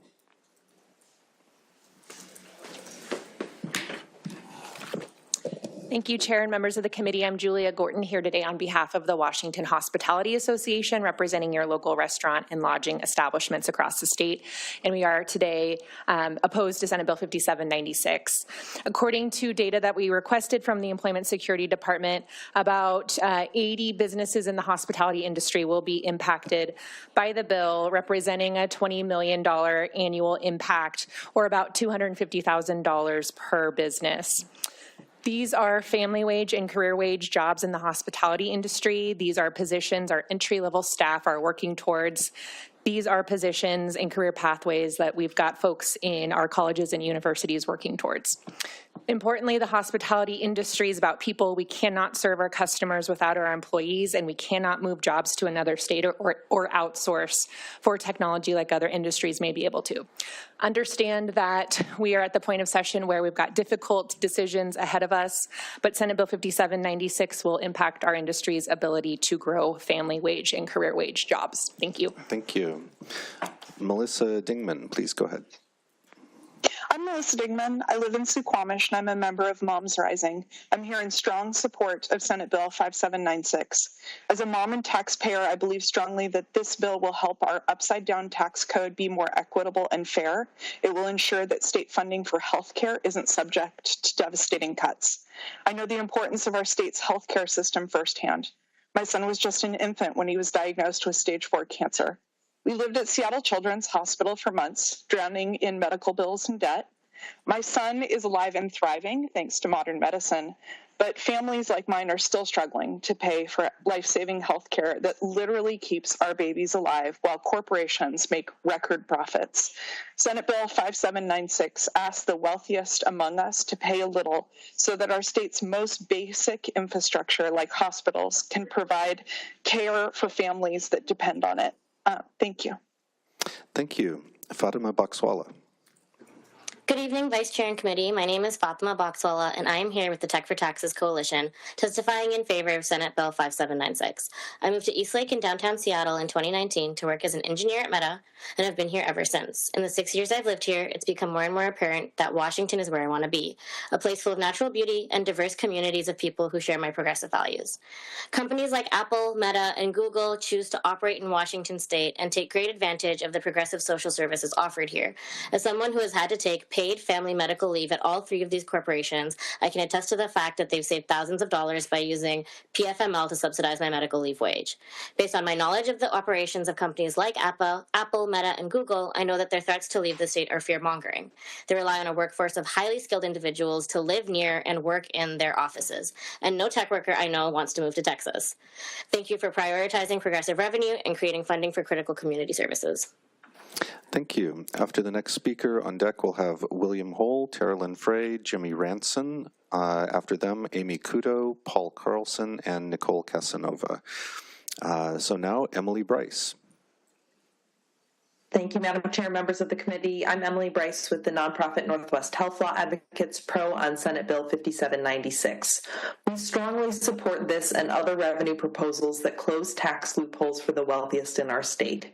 Your approach has spared devastating cuts to safety net programs like Apple Health, which 1 in 4 Washingtonians depend on for health care, including children, elders, people with disabilities, and those with low-wage jobs. You'll hear health industry concerns about this bill because they've got so many highly compensated people. But I'd say that's exactly the point. We need to ask questions about employer responsibility for compensation in a health industry that treats patients like we're writing blank checks. We need to acknowledge the imbalance when the health industry can afford to pay high 6- or 7-figure salaries but won't pay a fair share into the safety net. Of course, health professionals deserve excellent compensation. My own doctor's spouse had 13 years of training, so I get it.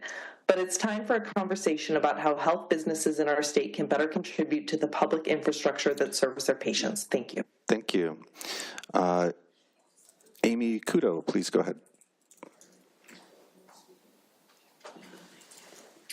Chair Robinson and members of the committee, my name is Amy Kudo, and I work in student services in the University of Washington Bothel's School of Educational Studies, here in support of SB 5796.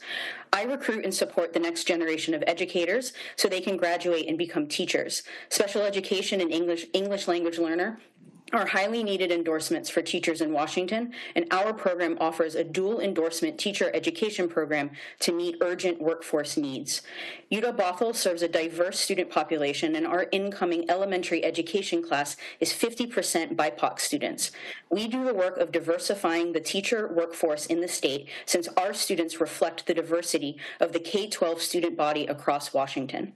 Funding cuts to programs like mine would eliminate the scaffolding and support our students need to get to the finish line and become teachers. Cutting our funding means fewer special education and ELL teachers. Asking the wealthy few and big corporations to pay their share so that students like mine can graduate is an easy choice. Thank you. Please vote yes. Thank you. The next panel up after this will be Angie Naylor, Tamara Sassina, John Nutter, and Shalene Whitaker. Now, Paul Carlson, please go ahead. Good afternoon, vice chairs and members of the committee. My name is Paul Carlson, and I dig holes. I'm here on behalf of my union, the Washington Federation of State Employees, to speak in support of Senate Bill 5796. I'm a utility worker at Western Washington University, and it's hard work. The last few work days, I've had to hand dig a few feet of dirt inside a crawl space right by the foundation. Then I came home to take care of my mom, who's disabled and relies on me for support. The budget cuts at my university have already made my job harder. Due to a hiring freeze, instead of 2 people digging the hole, it's been just 1. The same amount of work, fewer people, fewer workers. I come home exhausted every day, barely able to care for my mom or keep up with my union duties, and now Western is facing another $8 million budget cut. How do you get 0 people to do a 2-person job? Washington already spends 20 to 30% less on higher education than Oregon or California. Working people can't afford higher sales or property taxes. The fairest solution on the table to these problems is SB 5796, which affects only the biggest businesses that pay the highest salaries. Thank you. Thank you. Nicole Casanova. Good evening, Chair Robinson and members of the committee. My name is Nicole Casanova, and I'm a public health professional representing Washington Physicians for Social Responsibility. We're an organization of over 5,000 health professionals committed to addressing unjust policies that keep Washingtonians from being healthy. We strongly support 5796 and urge you to consider the health impacts of a just tax code. Health professionals have known for a long time that economic inequality kills people, while economic equality is associated with longer lives and less disease. The programs funded by payroll taxes allow working Washingtonians to take time off to welcome a new child, to make rent after a layoff, or to cover their bills after being injured on the job. Strong families, housing, and stable income are fundamental needs that must be met to have good health. We have a historic opportunity to make an investment that will pay off for generations of Washington families. I urge you to vote yes on SB 5796. Thank you for considering progressive revenue.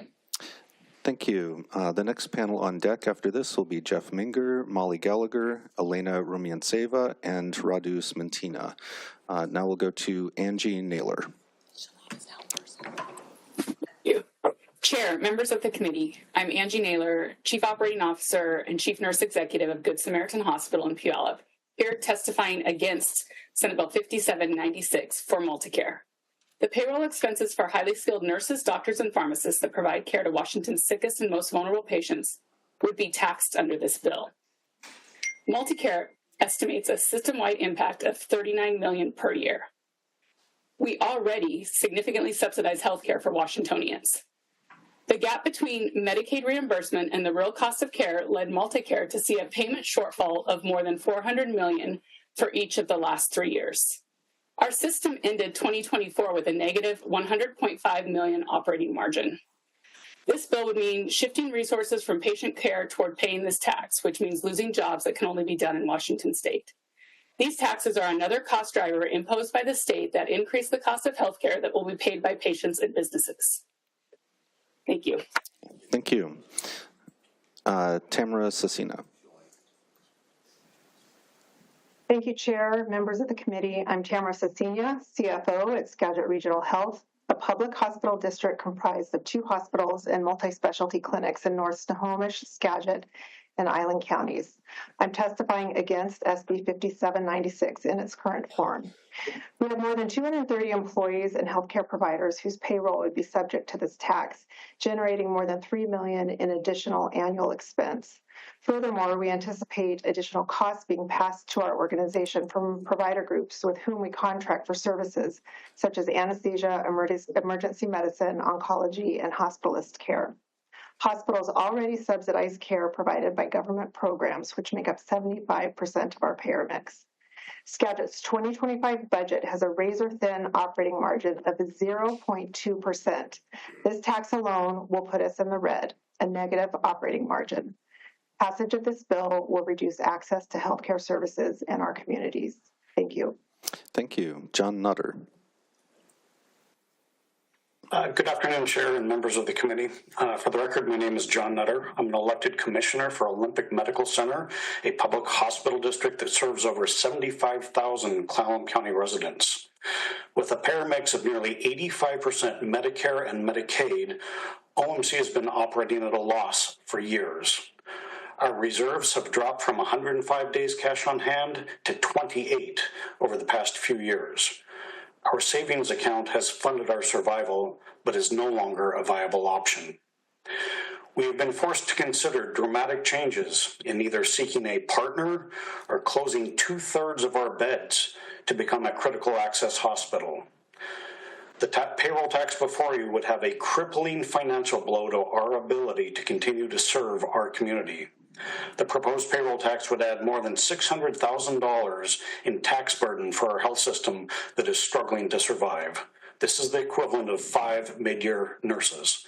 I urge you to vote against the tax that those caring for our most vulnerable can't afford. Thank you. Thank you. Shalene Whitaker. Madam Chair, members of the committee, I'm Shalene Whitaker on behalf of the Washington State Hospital Association, testifying in respectful opposition to Senate Bill 5796. The payroll tax would cost hospitals statewide about $160 to $170 million a year on top of other cuts in the budget. The dollars are large because we have highly trained caregivers that care for patients. WSHA is very concerned about the level of cuts and taxes proposed on hospitals and ultimately our patients. Hospitals already contribute $452 million a biennium in taxes to the state through the hospital safety net assessment. We also pay B&O taxes and sales taxes. As of December 2024, hospitals in the state are experiencing negative operating margins. They lost $400 million or negative 1% margin. This is concerning as cuts in taxes of this size, as you heard from our panelists, will result in losses to patients.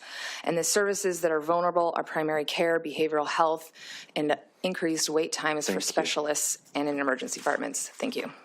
Thank you. On deck after the next panel will be Julie Dowell, Indy D. Hall, Janice Webley, and Sharon Hannock. Now we'll go to Jeff Minger. My name is Jeff Minger. Can you hear me? Yes, we can. Yes, we can. So I've been working hard labor for 30 years and all that kind of stuff. I bought a house and everything my dad told me to do. Worked up in a company. I'm started making a fair wage. Well, the problem now is, with everything being so expensive, I can't afford anything. My back is getting broke by the taxes I pay, the prop tax, everything else. So the question is, who should be paying the taxes? And the answer to me is, I can't afford to pay taxes anymore. So if people are available to pay their taxes, they should just pay their taxes. And it's helpful. It helps everybody. It helps kids. It helps. It's just helpful.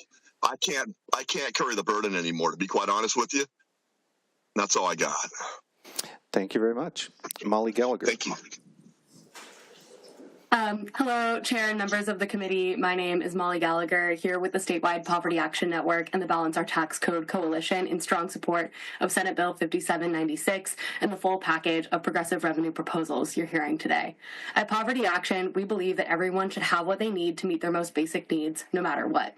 When we travel the state to hear from Washingtonians living on a low income about the issues impacting their lives, we hear that rising costs force families to make impossible decisions between paying for food, rent, and other essentials. Our state's social safety net provides lifeline support that helps families keep their heads above water. Facing this budget shortfall, I understand that you also have difficult decisions in front of you. The choice to pass Senate Bill 5796 to close a loophole that allows wealthy employers to avoid payroll taxes on their highest-earning employees is an easy one.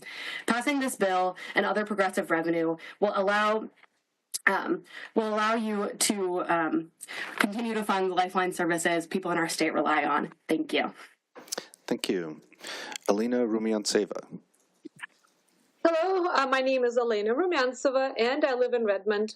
The current budget deficit projections show that we cannot keep dialing up regressive taxes that balance our budget on the backs of those who can least afford it and who need state services the most. We learned the hard way in 2009 that we can't cut our way out of the problem. We need new, sustainable funding to keep working families, schools, and critical programs afloat. One of the innovative and truly progressive revenue options is a high earners payroll tax on employers. Please support it. Washington is home to some of the most profitable businesses and corporations in the world, yet they receive huge tax breaks, meaning they're not giving back to the communities that support them. As you recently learned from the spectacularly failed initiatives to claw back progressive revenue that was enacted in the past legislative session, Washingtonians as a whole, including those in so-called red counties, support initiatives to balance our tax code. Please keep that vision for your movement forward as you build a more balanced tax code. Thank you so much. Thank you. Radu Smentina. Thank you, committee members. Radu Smentina here again, testifying pro on behalf of Schools Out Washington and the Youth Development Strategy Table, a coalition of over 100 youth development organizations operating throughout Washington. Similar to 5797, we're very supportive of this bill. Like the wealthiest individuals in our state, wealthy corporations do not pay their fair share in taxes. We need progressive revenue solutions to our current budget predicament. Please pass this bill, and thank you. Thank you. And next on deck will be Rebecca Faust, John Day, and Liza Simmons. Looks like we have Kathleen Swaney available. Please go ahead. You had called my name earlier, so. Oh, I'm sorry. On deck. I'm sorry, Sharon Hannock. Yeah, go ahead. I didn't realize you were here in person. Please go ahead. My name is Sharon Hannock, and I'm opposing 5796. When a business considers having employees at all, currently they are looking at potentially 15% increase above the tax wages. That's to cover L&I, state and federal unemployment, paid family leave, Social Security, Medicare, and then that's not including health benefits and retirement plans. This tax is going to put an additional 5% above that amount. And what I'm wondering is, can we request that we have a provision for the owner shareholder to be able to be exempt from this, such as you have with state unemployment taxes? These are people who are risking their businesses, risking their money, paying themselves when they can, paying employees good wages, and we are not considering that they need to be the ones Washington State supports to grow, because we need those businesses to give jobs to other folks. Thank you. Thank you. On deck, we will also have Cristobal Borges, Therese Law, and Candace Williams. So now let's go to Kathleen Swaney. Hello, Chair and members of the committee. My name is Kathleen Swaney, and I live in Vancouver, Washington. I'm a member of SEIU 775 and an advanced home care aid specialist. I'm testifying in support of Senate Bill 5796. Caregivers, as I said earlier, are the eyes and ears for our clients. One of my clients is quadriplegic. It's hard for her to find caregivers. So when another caregiver left, she was contemplating suicide. For another client, I noticed when something wasn't right, and sure enough, she had metal poisoning from her hip replacement, and it damaged her heart and thyroid. If it weren't for me, she'd probably be dead right now. That is why we need funding for care services. And if there are cuts that get to the caregiver shortage, is going to get worse. Corporations have the money, and they should pay taxes to support the communities they profit from. This funding is necessary to avoid harmful cuts to care and other essential services. I urge you to do the right thing for Washingtonians and pass Senate Bill 5796. Thank you. Rebecca Faust.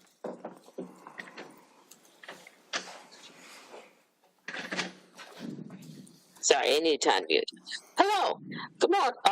Afternoon. My name is Rebecca Faust. I'm testifying in opposition to Senate Bill 5796. I'm still a resident, still a concerned citizen, and still oppose additional taxes. This bill would disincentivize good-paying jobs.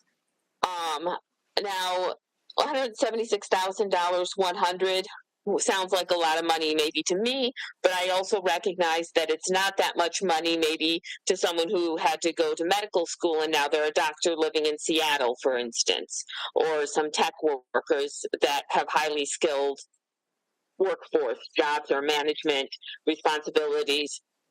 I'd also like to address the claim that this is somehow making up for Social Security cutoff.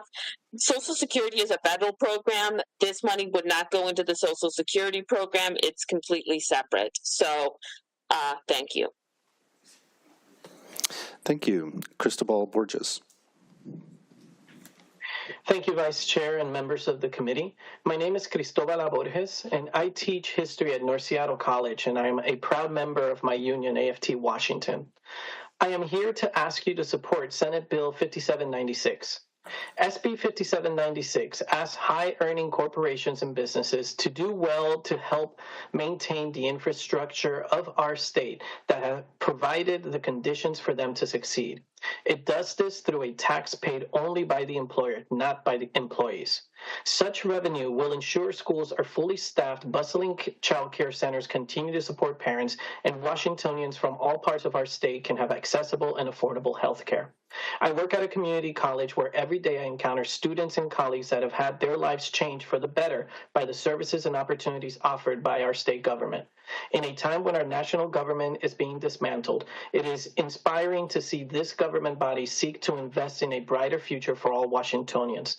Please pass Senate Bill 5796. Thank you. Thank you. Before the next speaker, I'll call up the next on-deck panel: Kristen Ang, Carl Dye, Anthony Holen, Alicia Travis, Felix Cerna, and Kelly Fukai. And now let's go to Teresa Law.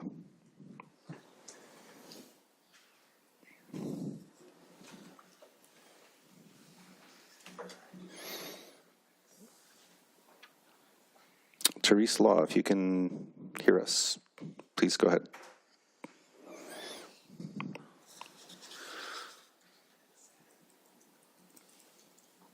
Okay, may have some technical issues there. Candace, there you are. Okay. Madam Chair and members of the committee, thank you for allowing me to testify in favor of Senate Bill 5796 today. My name is Therese Law. I live in Seattle. As a physician, I support funding health care for the obvious reasons that healthy citizens are happier and more productive. However, I feel that education is just as important. Our children are the future. They will be the engineers, teachers, technicians, entrepreneurs, scientists, healthcare workers, writers, and politicians. They are the future innovators. Why would we hobble our future by being stingy with their education? Skimping on the education bill robs them of their ability to succeed in a very competitive world. Education is one of the many benefits enjoyed by Washington businesses. Our schools and colleges provide their workers, who then utilize public roads, parks, emergency services, police, and fire protection. Seems like prosperous businesses should pay what they owe in taxes toward these benefits. Thank you for your time and attention. Thank you. Let's see. Carl Dye, please go ahead. Mr. Vice Chair and committee members, I'm Carl Dye, President and CEO of the Tri-City Development Council, or TRIDEC, here in the Tri-Cities. I'm testifying opposed to Senate Bill 5796. As you all know, we're home to employers who would be subject to the proposed tax, such as Battelle, Energy Northwest, Department of Energy contractors, and others. For example, this bill will have a $2.4 million annual impact on Battelle, which operates Pacific Northwest National Lab in Richland. Battelle provides high-wage jobs and produced an economic output for our whole state of $2.3 billion last year. Tri-Cities is one of the fastest growing regions in Washington, and our employers appreciate our skilled workforce and quality of life. We know what prospective employers care about, the companies that we're recruiting to come to Washington State, and it always includes taxes. Site selectors that we work with already consider Washington a high labor state, and this bill will put us trying to attract to Washington State. We should encourage businesses to locate and grow here, not penalize them with this new tax. Thank you very much. Thank you. Please go ahead. Afternoon, Vice Chair, Ranking Member, and members of the committee. My name is Kristen Ang, a Policy Director for Faith Action Network. We stand in strong support of Senate Bill 5796. At a time when working families across our state face rising housing costs, underfunded schools, and barriers to health care and child care, this bill is a powerful step towards economic justice and community resilience by generating billions of dollars to fund the essentials for our communities. Since the 80s, the United States has witnessed significant concentration of wealth, increase of profits, and CEO compensation. We now know that trickle-down economics doesn't work. These trends have also been evident in Washington State, which is one of the most regressive tax codes in the nation. It is reasonable and just to ask those who have benefited most from Washington's infrastructure, from our workforce, investments, and prosperity, to be responsible and contribute to our community in a time of need. When making a decision, please ask who can bear the burden. We cannot build a just and thriving Washington by balancing the budget on the backs of working families and those living in poverty. Thank you. Thank you. Kelly Fukai. And then after you, we'll have Emma Scalzo, Councilmember Shroman Warren, and Chris Langler. Great, thank you. Good evening. For the record, my name is Kelly Fukai. I'm the CEO of the Washington Technology Industry Association, representing over 1,000 member companies across the state, here testifying, unfortunately, in opposition to 5796. The tech industry, as you all are aware, is a cornerstone of Washington's prosperity. It has created over 1.5 million direct and indirect jobs, accounts for 22% of the state's economy, and has fostered innovation that benefits all sectors. Imposing a payroll tax will stifle this growth, as has been seen in the city of Seattle, making Washington less competitive. Companies will and are reconsidering, expanding, growing, locating here, and startups, which are the lifeblood of our future innovation and make up 80% of our membership, will be impacted by this. We must support the industry that powers our state. especially given the economic uncertainty nationally. We should not jeopardize Washington's leadership in the global tech landscape. I, for one, am very, very proud to be a Washingtonian, and I want tech to grow here in Washington State. So let's make sure that we encourage that growth. Thank you for the opportunity. All right, thank you. Please go ahead. And Emma Scalzo said that she's already testified on this bill. Okay, thanks. Chair and Senators, my name is Lindsay Sherman-Warren, testifying as a Port Angeles City Council member, and on behalf of the City of Port Angeles, testifying pro. This bill is an important part of creating an adequate and non-regressive tax system in Washington State. This legislative session, due to the inadequacy of our state revenue, we have heard proposals to cut state funding for essential services like dental care for children. That's a broken system. The solution is bringing in more revenue from the persons who are most able to pay, not to cut dental care for low-income kids. City of Seattle has already shown that this policy works. Every year, this tax has brought in more revenue than the previous year. That means that the on-the-ground reality is that the net flow of high-income individuals and high salaries is into Seattle, not out of it. The fact is that more high-income earners are contributing to public resources in Seattle than when Jumpstart started a few years ago. We have a high quality of life for affluent people in Washington State, and people will continue to move here. This bill helps to address the adequacy and vertical equity of our tax code. Please pass it. Thank you. Thank you. Next is Chris Langler and then Laura Ruderman. Chris, please go ahead. Thank you, committee members. My name is Chris Langler. I live in Tacoma, and I own a small business that supports community-based nonprofit organizations throughout the state. While waiting for my turn to testify, I received an email from a client who's an executive director of a nonprofit that serves youth and families with severe behavioral health challenges throughout our state. She just learned that the federal government has canceled $32 million in previously awarded grant payments effective immediately. Right now, public budget cuts and uncertainty are forcing thousands of nonprofit organizations like hers in our state to have scary conversations about possibly having to cut staff, which will in turn cut services to families that are already suffering. This bill would ask large companies that can pay double or even triple what local nonprofits can offer their staff to pay a small tax on just the highest of their salaries so that we don't have to cut services for low-income folks and working families that need those services. That's why I'm testifying in support and asking you to please pass this bill and save services that our communities need most. Thank you. Thank you. Laura Ruderman.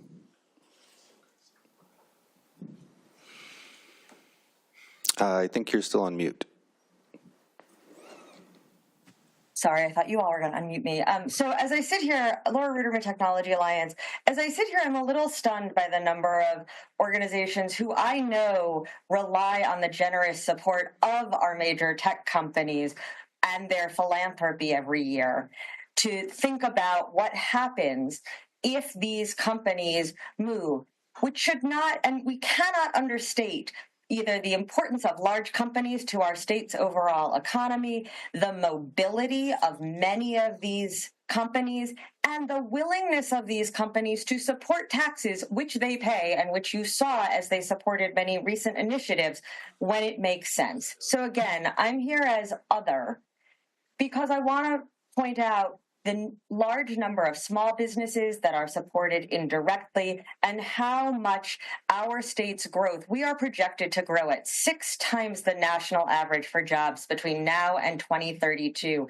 That growth, as Kelly said, will be stifled if large companies, which are mobile, do not grow here. Thank you. All right, thank you for your testimony. That concludes public testimony on Senate Bill 5796. Thank you, Mr. Vice Chair. Let's open the hearing for Senate Bill 5798, starting with a staff briefing from Jeffrey Mitchell. Good afternoon. Again, Madam Vice Chair and members of the committee, I'm Jeff Mitchell, staff of the committee. Senate Bill 5798 relates to several changes to state and local property taxes. The bill has 3 main components. The first component of the bill relates to the annual property tax growth limit for the state and most local governments, which under current law is the lesser of 1% or inflation. And then under current law, inflation is based on the implicit price deflator, which is one of 2 commonly used measures of inflation. The other is the the CPI or the Consumer Price Index. So the bill before you today would revise the property tax revenue growth limit for the state and local governments. The new limit would be the greater of 101% or 100% plus inflation and population. Additionally, inflation would be determined based on the Consumer Price Index in lieu of the implicit price deflator. These changes would take effect next year. And then for cities and counties to use the revised revenue growth limit with respect to their current expense levies, these jurisdictions must legislatively find that the estimated increase in expenditures for public safety, criminal justice, and community protection services will exceed the estimated increase in available resources for those purposes.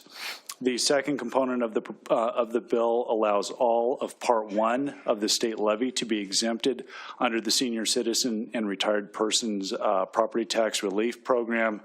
So as some background, senior citizens, persons retired due to disability, and disabled veterans meeting certain criteria may qualify for a property tax exemption on their primary residence. All participants in the senior exemption program receive a full exemption from Part 2 of the state school levy. This was the additional property tax that was enacted in 2017 as part of the McCleary legislation. As some context, the state levy rate for 2025 is about $2.36. Of this amount, about 65% of it is for Part 1, and then the other 35% relates to Part 2.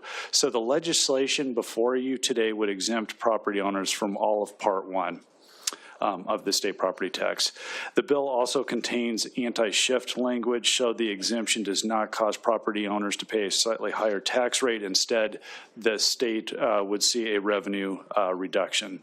And then the third component of the bill relates to property tax billing statements. As some brief context, county assessors send out property tax statements annually.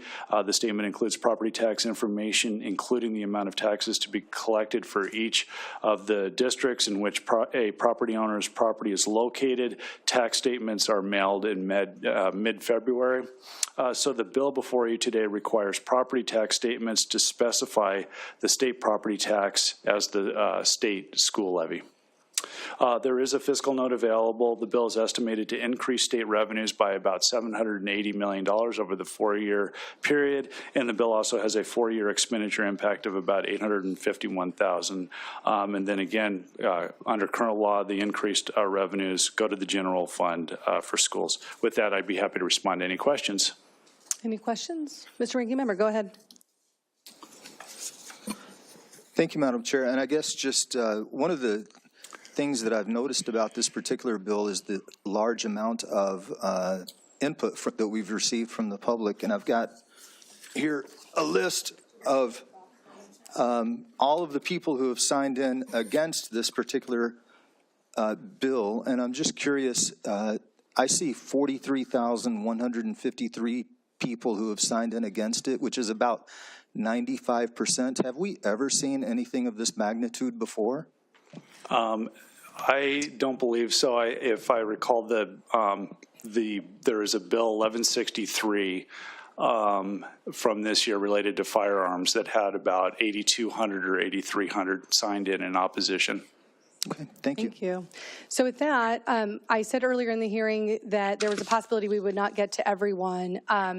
This is a bill that we are not going to get to everyone who has signed in to testify. We will endeavor to move through as fast as possible, as everybody has seen us do tonight. We will, most people are signed in remotely. We will call your name. Hopefully you will be on Zoom, and then we need you to accept the promotion in Zoom so that you can speak. If you are not on Zoom, we're going to keep moving so we use our time as efficiently as possible. And as a reminder, we have a portal where people can submit written testimony. If we do not get to you tonight, or if we do and you'd like to send us additional comments, the same place that you used to sign up to testify, you have until 4 o'clock tomorrow, which is 24 hours after the beginning of this hearing, to submit your written testimony for the record. Thank you, everybody, for your interest and your patience tonight. So with that, let's call our first panel. Deputy Mayor Fred Brink, Chief of Police John Roos, and Fire Chief Brennan Blue. And on deck will be Snohomish County Executive Dave Summers, County Commissioner Lisa Janicki, and County Commissioner Heidi Eisenhower. Let's start first with Deputy Mayor Brink.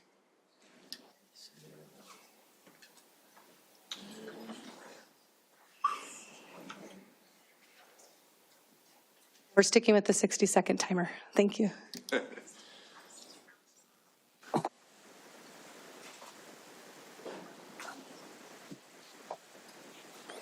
Mr. Brink, please go ahead.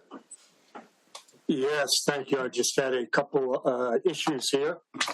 Good afternoon. My name is Fred Brink. I'm Vice President for the Association of Washington Cities and Mayor Pro Tem for the City of West Richland. I thank Senator Robinson and committee members for hearing this bill, which I support. The 1% tax cap, now 20 plus years old, perpetuates a critical situation where city revenues can't keep up with the cost of city services. Property tax is many cities' main source of general fund revenue, but the 1% cap greatly impedes the scope of services cities can provide. For example, this biennium, my city is unable to hire additional police officers, unable to address deferred road maintenance, and provide other vital services. 5798 does not automatically increase property taxes. Instead, it provides local elected officials the ability to decide how best fund city services. I encourage you to give our city leaders the flexibility they need to provide services to our residents. Thank you. Thank you. Chief of Police DeRoos, please go ahead. Good afternoon. Thank you, Madam Chair and committee members. My name is John DeRoos, and I'm the Chief of Police for the Everett Police Department. I'm here today on behalf of the City of Everett testifying in support of Senate Bill 5798, reasonable adjustment, in my opinion, to the property tax cap. The bill is a small step towards addressing a structural deficit that our city, like many others across Washington State, are faced with. And the current 1% limit on property tax growth simply doesn't reflect the reality of our rising operational costs, especially in public safety. To put this in perspective, in 2025, our police officers received a 5% wage increase. That's part of ensuring we can recruit and retain qualified professionals in an increasingly challenging job market. At the same time, our jail fees, which are largely outside our control, rose by 42%, and yet our property tax revenue could only grow by 1%. This imbalance creates a gap that forces cities like Everett to make tough choices that can impact staffing, our response times, and core services that residents and businesses depend on. Thank you so much for your testimony this afternoon. Before we call in Fire Chief Blue, if Tim Iman could come forward, and if we could have on deck online Jeff Pack and Lori Lane, that'd be great. Fire Chief Blue, the floor is yours. Go ahead. Thank you. My name is Brennan Blue, Fire Chief for the City of Vancouver. I would first like to thank this committee and the legislature for your continued support of the Washington Fire Service. We appreciate your support now more than ever. The structural funding challenges faced by Washington cities continues to strain first responder resources and our ability to serve our constituents. As our jurisdictions grow and populations increase, we are also facing declining sales tax and reduced new construction revenue, yet we still must provide equitable service to our communities. Many cities, including Vancouver, Tacoma, Spokane, and Seattle, are currently facing significant budget shortfalls. The 1% property tax cap has essentially handcuffed cities to an outdated taxing formula that not only hinders the ability to provide critical public safety services to our existing population, but makes it exceedingly difficult to serve the population growth being experienced by our jurisdictions. We would like to have your support to continue to advance SB 5798. Thank you. Thank you for your testimony. Tim Iman, go ahead. Tim Iman from Bellevue. 60% of voters passed this protection. 89% of legislators and Governor Gregoire reenacted it, and tripling the amount that state and every local government can raise property taxes every year will tax people out of their homes. It is vicious and unmerciful. 43,000 citizens signed in opposed, 95% of them. And this protection has always included a safety valve. Each government gets an automatic increase every year, and if they want more, they have to ask the voters' permission. Liberal voters in liberal counties and cities consistently okay higher increases, and conservative counties and cities make do with existing revenue. This law has worked for 24 years, and without it, housing will become even more unaffordable. Do not triple property taxes. They're tough enough already. Thank you for your consideration. Mr. Hyman, because you said triple twice, I'm going to ask you a question. Are you clear that the bill says that the cap is population plus inflation? Because I don't know where you got triple from. From the bill. I read the bill, so that's where I got my information. But if it's different than that now, then you must have changed it. I think you might be referring to the House bill, Mr. Hyman, but the bill before you does not say that. So just want to make sure we're clear. Thank you. I appreciate that. Thank you for your consideration. You got it. Thank you for clarifying. Mr. Gilbert. Thank you. Mr. Ranking Member, go ahead. Thank you, Madam Chair. Just to clarify, please. Department of Revenue numbers, if you looked at the past, I think it's the past decade, and you averaged out what this bill would have done, it would have averaged 4.5% per year increase. So I think that's where he's coming from. Is that a don't you agree type of question? Don't you agree? Yeah. Okay, thanks. All right, any other questions? Thank you very much for that point, and I think it's very clear that it's tough enough already with this existing tax burden to triple the amount and make it even higher than it already is, I think is very, very mean. Thank you very much. All right, Jeff Pack, go ahead. Jeff Pack, Washington Citizens Against Unfair Taxes. Speaking specifically to this bill, and in fact, it's actually to all of them. The Cambridge Dictionary defines tyrant as a ruler who has unlimited power over other people and uses it unfairly and cruelly. Throughout this session, I've heard two main themes. We need more homes and affordable homes. And then on the other side, we need to tax the hell out of you to pay for our reckless spending. You can't have both. The taxonomy you've created destroys home ownership. No one can buy one. No one can afford to keep one. You can tax at will and care less what any of us has to say about it. I'll mention this one thing since I have a very strong financial background. You're tying this into CPI. CPI has two main components. There's CPI, which includes everything, and there's CPI ex food and energy, which is normally what's reported. They're both diametrically very, very, very different numbers. So you folks need to take a hard peek at that, because by indexing, by the actual inflation, is going to be huge. That's all. Thank you very much for your time. Lori Lane, go ahead. Hi, can you hear me? We sure can. Lori, go ahead. Okay. It looks like there's another way to undo the 1% property tax cap. That's as Mr. Hyman has illustrated, has been around a very long time with good reason. People have been afraid to be priced out of their homes due to taxes. I have a simple solution. It's time to say no. Thank you.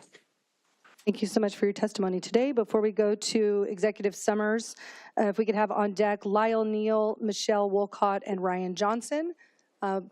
Executive Summers, go ahead. Good evening. I'm Snohomish County Executive Dave Summers here in support of Senate Bill 5798. We support smart taxing tools that allow each county to decide how to best generate the revenue required for the essential regional services we provide, especially public safety. Snohomish is a large county of about 850,000 residents, and as our population has grown, the increases in costs from doing day-to-day business has far outpaced any growth in revenue capped at 1%. About 75% of our general fund goes to law and justice programs. We are cutting people and programs every year. At the same time, we are rapidly growing. We are in a slow, painful death spiral. On revenue, every 1% increase for the county's portion of property tax amounts to $3 more a year on the average valued home. At 4%, we would be asking for a $12 a year increase for the average resident. But for the county, it would mean we could continue to meet our responsibilities as our population grows. Please support the bill to allow revenue tools that fit the needs of our residents. Thank you. Commissioner Janicki, go ahead. Good evening, and thank you, Senator. My name is Lisa Janicki. I'm a Skagit County Commissioner, and I'm here in support of 5798. Counties have only two principal sources of revenue, property tax and sales tax. Property taxes fund those vital services like law enforcement, our justice system, and public defense, yet they consume 70 to 85% of a county's general fund across our 39 counties. These costs continue to grow at a rate of 3 to 5% per year. The 1% growth cap on property tax does not keep pace with increasing costs for these systems that reflect our growing population. In Skagit County, each 1% increase in property tax for a median value home is less than $13 a year. Please support local government's ability to fund our public safety and community protection needs. Thank you so much. Thank you. Before we go to Commissioner Eisenhower, none of the testifiers I said to be on deck are online. So if we could have on deck Jesse Bivens, Laurel Mayer, and Audra Dahl, that would be great. Commissioner Eisenhower, go ahead. Good afternoon, members of the Ways and Means Committee. My name is Heidi Eisenhower, a county commissioner from Jefferson County. I'm here today to support Senate Bill 5798. Roads and law enforcement are the two largest expenses in our budget here in Jefferson County. Property tax is our largest source of revenue. The current 1% property tax cap isn't meeting rising costs of these and other basic services, or critically, our state justice system, which counties are relied on to operate. And here on the front lines in local communities, concern over public safety is on the rise. If more investment is needed, then more flexibility in property tax growth is needed too. Senate Bill 5798 achieves both. In my county, a 1% increase equals about $12 annually for a median value home. The perceived financial burden of this bill does not align with the actual relatively small individual contribution required for the enhanced public safety we need. Thank you for your work. Thank you for your testimony this afternoon. Let's call forward, sorry for not giving you a heads up, we're trying to manage this. Aaron Yared, Brian Rains, and Mike Cohen will be our next panel. And then if we could try to have on deck Richard Sella, Angela Gay, and Mark Emmett, that would be great. Let's give us a chance to get Aaron Yared, Brian Rains, and Mike Cohen into the room.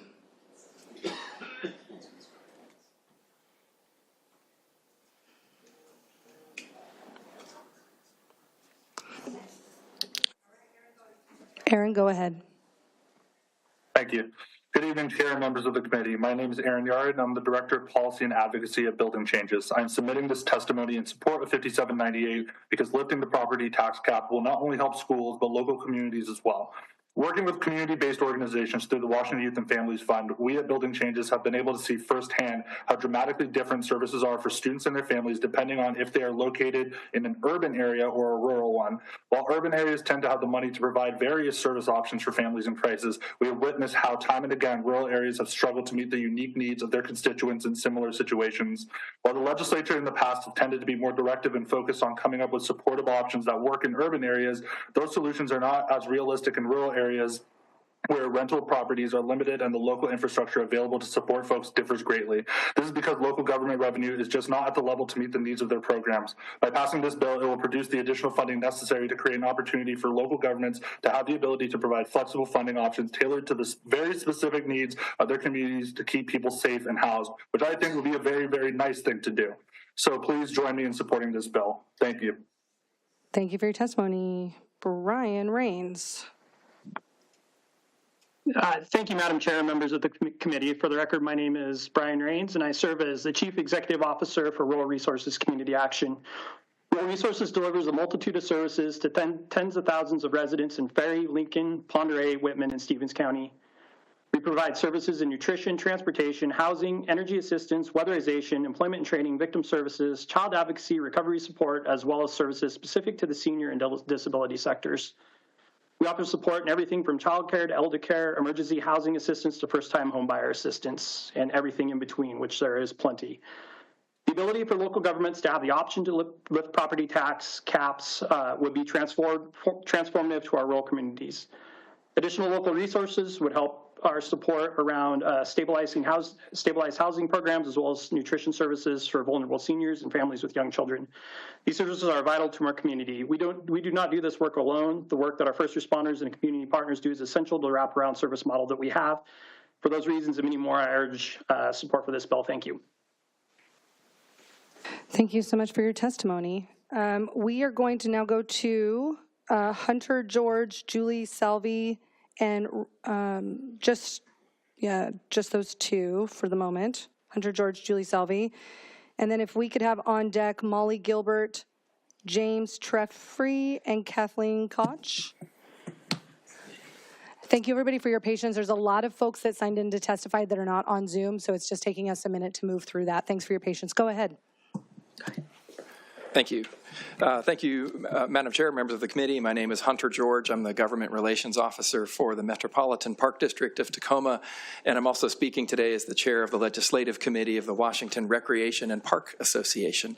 WRPA represents 130 member agencies and 3,500 individual members across the state. Those are the folks who take care of the parks you love, I hope. You've been hearing concerns from local governments about the 1% limit and how it fails to keep up with rising costs. Those challenges apply to all your favorite parks. That's my point here today. And just one quick reminder, during the pandemic, we saw, and I'm sure you saw it in your communities, park usage just exploded in Tacoma. People love their parks in Tacoma, and it was beyond anything we'd ever seen. That hasn't abated. There's still just tons and tons of people coming into the parks, and we're falling behind on maintenance. And we love people loving our parks, and we also need resources to maintain them. So we urge you to approve Senate Bill 5798. And thank you very much. Thank you for your testimony. Julie, go ahead.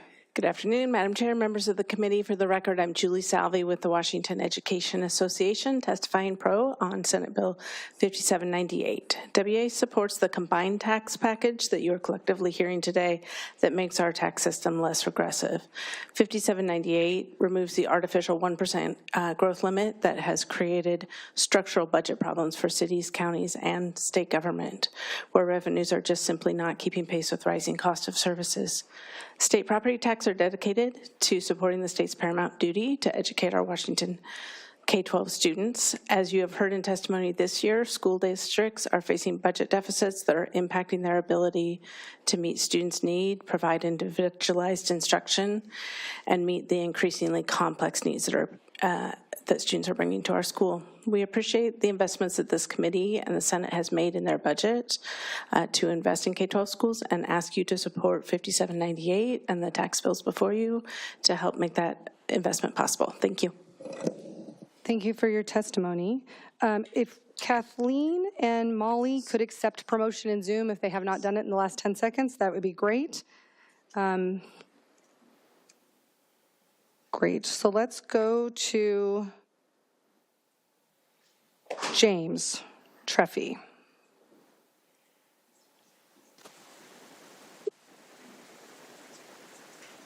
Go ahead. Thank you. Members of the committee, and Madam Chair, I'm James Treffy. I'm the General Counsel with the Washington State Council of County and City Employees, AFSCME Council 2. I'm here today to sign in pro for Senate Bill 5798 on behalf of my organization. We represent over 16,000 public sector employees occupying positions of all kinds in cities, counties, and junior taxing districts throughout Washington and Idaho. Many cities and counties in our state are facing a structural deficit because of the current arbitrary annual 1% property tax cap. Revenues simply have not been able to keep up with rising expenses because of an increase in population and inflation. This bill does not automatically increase property taxes, but does provide local elected officials with options to make necessary decisions about how to best fund local government services, and these local elected officials remain accountable to the voters in their respective jurisdictions. People receive their property tax bills from the county where they live, and they don't always understand what portion of their property tax assessment actually goes to their county. In Snohomish County, it's 5.99%, and that's down from the last couple of years. Thank you for your time this afternoon. Appreciate it. Kathleen Koch, go ahead. Good evening, Senator Frame and members of the committee. Thank you for the opportunity to speak today. My name is Kathleen Koch, and I am representing the city of Connell. As a rural community, we face financial challenges like keeping our only recreation activity operational, our city swimming pool. The closure of the Lamb Weston plant has further strained our economy, making it difficult to maintain even the most essential services. Property taxes make up 36% of our revenue, far above the state average of 22%. Current limitations on property tax growth restrict our ability to keep up with rising costs. This bill adjusts the property tax cap to better reflect inflation and population growth. It does not mandate a tax increase and does not triple property taxes.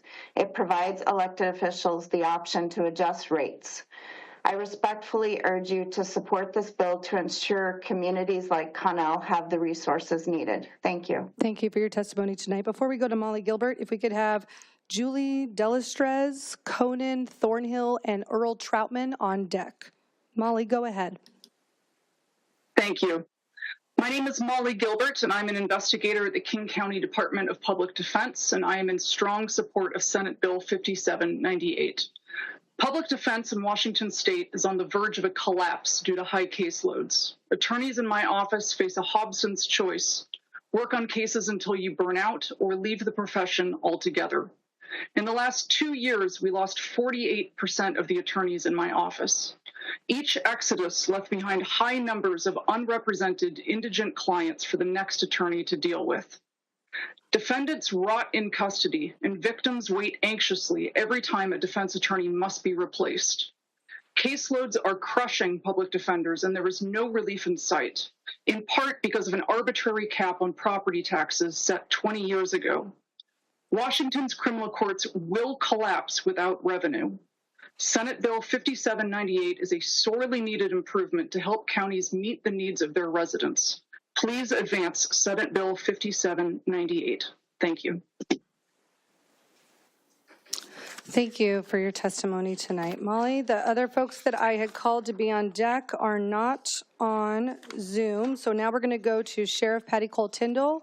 Is she available?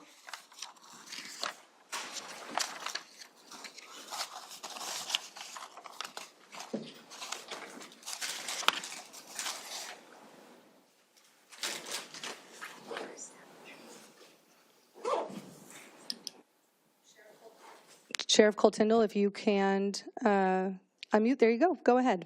Okay, thank you very much. Thank you, Madam Chair. I'm King County Sheriff Patty Cole Tyndall, testifying in support of Senate Bill 5798 on behalf of King County and public safety. Criminal justice programs comprise about 75% of King County's general fund, including my office and other critical parts of the system, the courts, the prosecutor, the public defense, and detention facilities. Yet county revenue structures are not designed to sustain these services. The state's arbitrary cap on property tax prevents the county's revenue source from keeping up with the costs of serving our residents. For example, market conditions for hiring sheriff's deputies necessitated that we provide a 20% wage increase over the last 3 years, but the property tax can only grow up to 1% plus new construction. We face a $150 million deficit for 26 and 27, which could mean I have to lose 80 deputy positions. Thank you very much for your consideration, and I appreciate your time. Thank you for your testimony tonight. Pardon me, everybody. I think Conan and Earl were not online, so we're going to keep going. If we could call forward Jordan Gariosh, Randy Berry, and Gina Wang.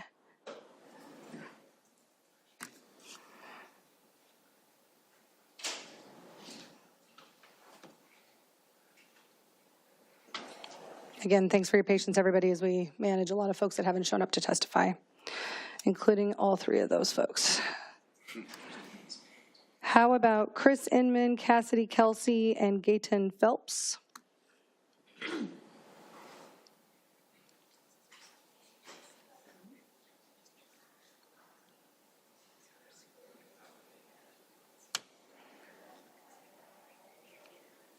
Okay. All right, none of those folks are online. Chris Inman, Cassidy Kelsey, Gayton Phelps, I think I just said that. Mark Murphy, Marsha Collins, Jonathan Hemmer.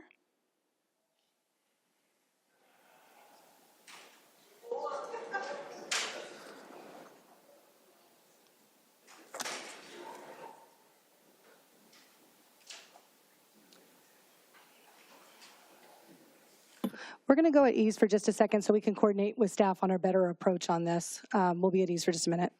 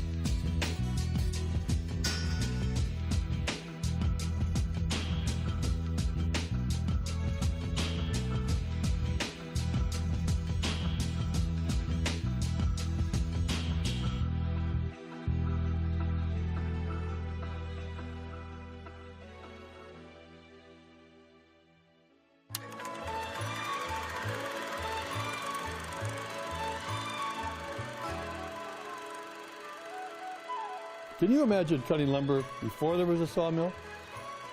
People on the misery whip, standing one man up, one man down, cutting off each board one at a time? Almost impossible.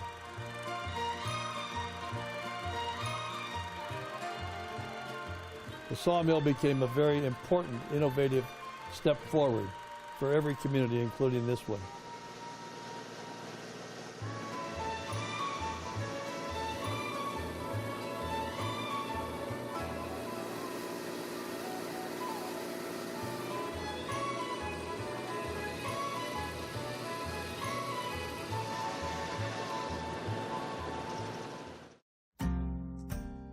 Then there were the tools, the hundreds and hundreds and hundreds of tools that were adapted and invented and made necessary.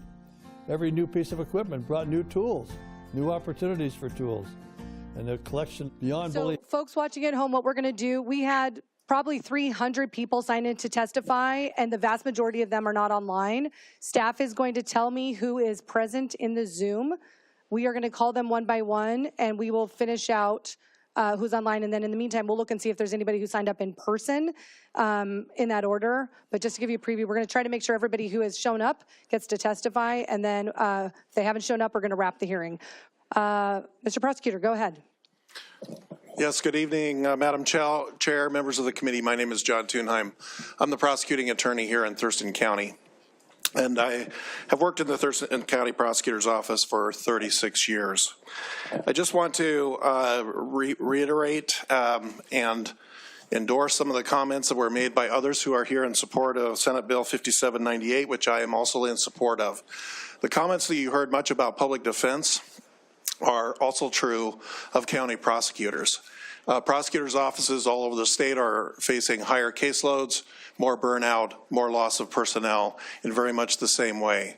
While there's been a lot of attention this session put on restoring and increasing capacity of law enforcement, I just want you all to remember that the rest of the system is struggling the same way. And so I would ask that you support this bill and move it forward. Thank you. Thank you so much for your testimony today. Let's pull forward Carl Shorett, Ashea Mills, and Greg Sterbena. Carl, if you could kick us off.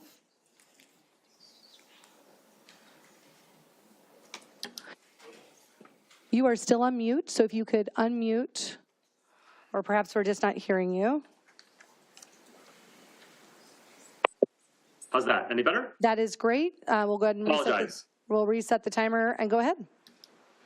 Sure. Good evening, Senators. For the record, I am Carl Charette, testifying on behalf of NAIOP Washington State, the Commercial Real Estate Development Association, in opposition to SB 5798. NAIOP represents more than 1,100 professionals across the development, construction, architecture, and engineering industry. These are the men and women who drive a key economic engine of our state. In 2024, commercial development generated $4 billion in wages and supported over 60,000 jobs for Washingtonians. As a multifamily developer, I'm particularly concerned about how this bill will harm our ability to deliver sorely needed housing. With permits for new construction in free fall, this bill will function as a regressive tax, passing higher real estate taxes onto renters as entitled projects sit on the sidelines and wait for higher rents to offset expenses. Real estate development is a national business, and we already live in a state that is among the least competitive according to the Tax Foundation. Put simply, lifting the cap on property taxes will increase rents and accelerate the flight of development capital to other states. Please vote no on SB 5798. Thank you. Thank you. Aisha Mills, go ahead. Yeah, for the record, my name is Aisha Mills. I'm a wife of a firefighter, and I've lived in Washington State for 42 years. We are raising 3 teenage boys and a married daughter. Bill 5798 is a complete attack on the middle class and families. It is misleading and poorly written, trying to trick people. You are not acting with the best interest of the people in mind. We cannot afford more taxes. Gas prices are insane, and I budget almost as much for food as I do for my property taxes. With all the taxes that I have not seen any benefit for our family. I fear we will be taxed out of Washington State. Our children that are launching can't afford housing, and trying to get into the housing market is nearly impossible. How are they going to do more property taxes? We don't need this. Find money elsewhere. Senator Peterson, you should be ashamed for penning such an awful bill that burdens families in Washington State. And to my representatives, Senator Hansen, Senator Nance, and Senator Simmons, Hear the people loud and clear. No to Bill 5798. I know you've gotten many calls and emails Thank you recently. for your testimony tonight. We appreciate it. Dave Tucker, please accept promotion so we can have you testify. But now let's go to Greg Serbana. Good evening, Chair and members of the committee. My name is Greg Serbana, and I represent housing providers, developers, and operators here in Washington State. And I'm testifying today in respectful opposition to Senate Bill 5798. Under the bill, local jurisdictions may exceed the 1% cap merely by declaring that the current funding doesn't support the cost of public safety, criminal justice, and community protection services. It's a very broad definition that cuts out the oversight of the voting public. For our firm, 2024 property tax expenses in Washington were up 9.1% over 2023, and then another 4.7% over 2022. Property taxes equal a full 25% of total operating expenses here in Washington State. There are three issues that I wanted to share with you. One, the bill will increase operational costs, which will be passed on to renters. Two, it'll create investment uncertainty, which will dry up monies for development. And three, it will have a disproportionate effect on renters. While the intent behind 5798 is to increase funding for essential public services, the multifamily industry is concerned that the bill's approach to property tax reform will have unintended consequences. Thank you. Thank you for your testimony tonight. If we could have on deck, or pull up right now, Gregor Doer, Joe and Lori Arndt, and John Riskelly, be great. Gregor Doer, go ahead. Thank you, Madam Chair, members of the committee. My name is Gregor Doer. The Housing Crisis Escalation Act, aka Senate Bill 5798, defies any semblance of logic. Until this bill was scheduled for hearing, I would have thought we all agreed that Washington State has a housing crisis. Perhaps not on exactly how to address the crisis, but at least that it exists. But if you do agree that there's a housing crisis in our state, why on earth would you ever hold a hearing on legislation that would increase rents and disincentivize real estate development, which is exactly what this would do? And where are Washingtonians going to find the money to pay these taxes when so many are already struggling financially? The answer is simple. They won't find it. At the end of the day, you aren't going to get the almost $1.9 billion you intend to steal from Washingtonians. You will get a fraction of it after you've escalated our housing crisis. You have an opportunity to stop Senate Bill 5798, and I urge you in the strongest possible terms to do so. Thank you very much. Thank you. Dave Tucker has accepted promotion, so go ahead, Dave. Okay, there. Okay, so now you can hear me. So I wanted to say that for 5797, I was also supposed to be able to testify, but I was not given a pop-up to do so. My wife as well. So it was quite a few people. Maybe that's why you have that 300-person gap in your testimony. So anyway, 5798. I'm against it because in Snohomish County, you've already raised our taxes above the 1%. The issue really to me is not that you guys have a spending issue. The taxes keep going up and you're getting more and more money. The thing is, this is unrealized gain. We are just people who live in a house, and now you're going to tie our to inflation. It's insane. So anyway, all in all it is hurting people that actually have houses, limited income. I'm retired.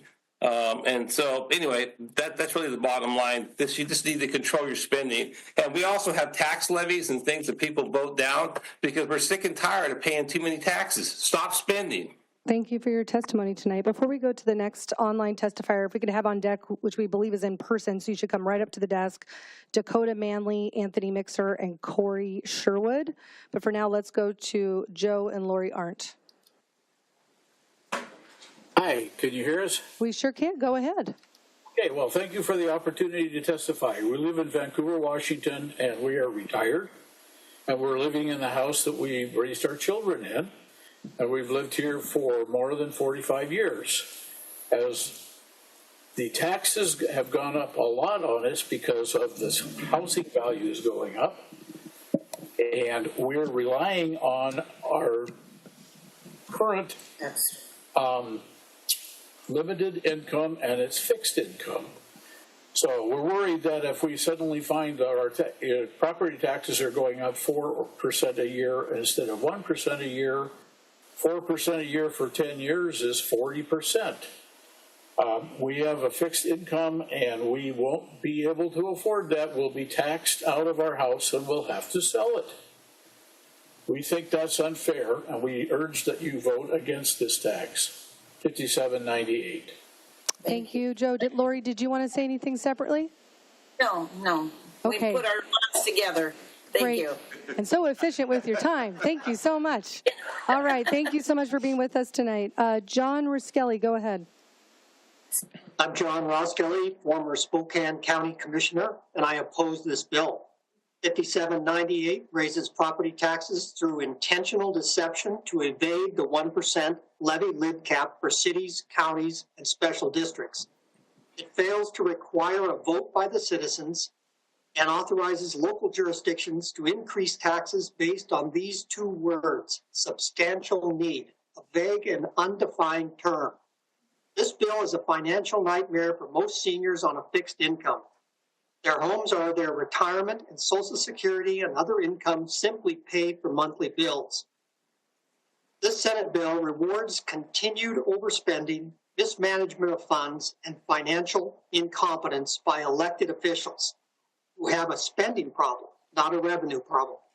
Please kill this bill or require a vote by the people to raise taxes.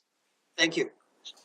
Thank you for your testimony. Before our in-person panel goes, let's have on deck another in-person panel, so please come to the front row. So you're ready. Jan Heimbaugh, Mary Hall Drury, Julia Gorton, and Carl Shorett. Go ahead. All right, well, thank you, Madam Chair, members of the committee. For the record, Anthony Mixer, representing the Washington State Young Republicans, and we are signing in opposed. To start, the homeowners of this state once again spoke. Thank you, Senator Gildon, for that huge stack of sign-ons for this bill. 43,153 taxpayers don't want this bill. And I'll correct staff who said earlier that House Bill 1163 had more sign-ons, and that was just actually under 9,000. This was around 45,000, so this was record-breaking. And 95 to 5% ratio in opposition, as was stated. Taxpayers are saying no to property tax increases. Madam Chair, my generation is finding it harder to be able to afford a home and maintain an affordability on those homes. The members of my organization I represent have expressed this and are asking that this bill be put down. This state is the fourth most expensive state to live in, and I sincerely believe that this majority is wanting to shoot for number one. You talk about a regressive tax system. This would be regressive. The taxpayers spoke very loud and clear. Listen to them. Thank you. Thank you so much. Go ahead. Good evening, Chair and members of the committee. My name is Dakota Manley with the Washington State Young Republicans, here to express our opposition. This bill fails to address wasteful spending. The issue isn't a shortage of money, it's a poor prioritization. Young people are already losing hope of owning a home. Even my father is being priced out of his home as he just saw his rent raised by $100 because of property tax. And in college, I had friends pursuing STEM degrees who told me they took on larger loans and opened additional credit cards just to make ends meet. People are struggling. Taxing them more is not the answer. Let's protect the American dream of owning a home and vote no. Thank you so much for your testimony tonight. All right, if we could have Jan, Mary, Julia, and Carl come forward, and also Katie Beeson, why don't you come to the front row as well, so you're ready to go.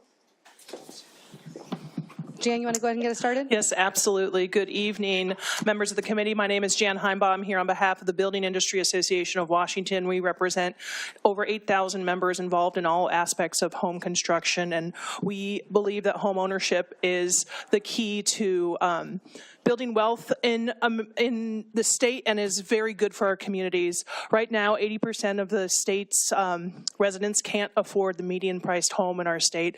Property taxes price out people. It leads to displacement and gentrification of neighborhoods that are affordable currently. We believe that these things that this is going to pay for are good, which means that they should go to a vote of the people like they currently can. If their community values, the community will vote to pay more for these. That is what is important here, and we would encourage you to vote no. Thank you. Thank you. Keep going. Good evening, Madam Chair and members of the committee. For the record, my name is Mary Hall Drury on behalf of Washington Realtors, who are opposed to Senate Bill 5798. Our members feel very strongly that this comes at the expense of current and future homeowners, compounding our affordability issues. Essentially, this bill will force current homeowners to navigate taxes that are theoretically unlimited and unknowable. And the increased tax burden can deter potential buyers, placing homeownership further out of reach.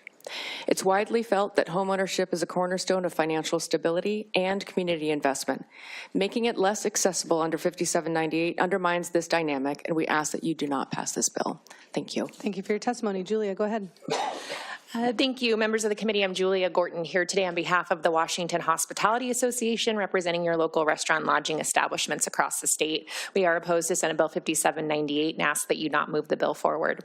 The hospitality industry provides the places and spaces and communities for friends, neighbors, and family to connect. We cannot operate virtually, and we cannot move our businesses out of state because we need a premise to operate.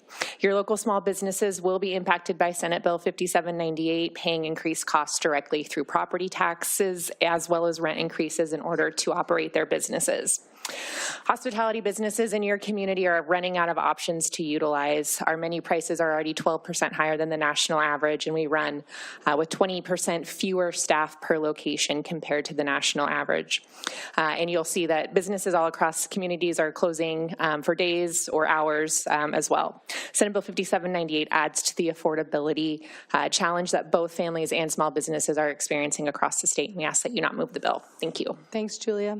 All right, if we can have Katie Beeson, if you could come forward, and we could also come forward, Jeff Myers and Max Martin. We think those might be our last two in-person testifiers, so come on up so you can come right after Katie. Katie, go ahead. Thank you, Madam Chair, members of the committee. For the record, Katie Beeson on behalf of the Washington food industry, here opposed to Senate Bill 5798. You've actually heard from us this year advocating for tools to help local governments collect more revenue. While that was a really difficult choice for us, we understand that local governments have unique needs and, more importantly, are in desperate need of public safety funding. However, unlike the other proposals, this bill goes a step too far. Our smallest businesses are already feeling the pain of regular property tax increases without this proposal. One local convenience store saw a 16% increase in 2024 alone. These continued increases are unsustainable, and we're concerned that this bill will further exacerbate the affordability issues we're already having. Thank you. Thanks so much. Max, you want to come on forward? Thank you. Vice Chair Frame, Ranking Member Gildon, members of the committee, for the record, Max Martin here on behalf of the Association of Washington Business in opposition to Senate Bill 5798. According to the Tax Foundation 2014 State Business Tax Climate Index, Washington State ranks 6th overall in the nation. Today, we are ranked 45th overall. The proposals before the committee, which represent some of the largest tax increases in state history, will likely move us even further down those rankings. Our businesses play a key role in funding the critical services we all rely on. The Council on State Taxation fiscal year 2023 state and local business tax burden study shows that our businesses pay nearly 50% of all state and local taxes, which is significantly higher than our West Coast neighbors, Oregon and California, who are both under 42%. Adding to this burden risks driving employers and jobs out of the state and local communities. Please vote no.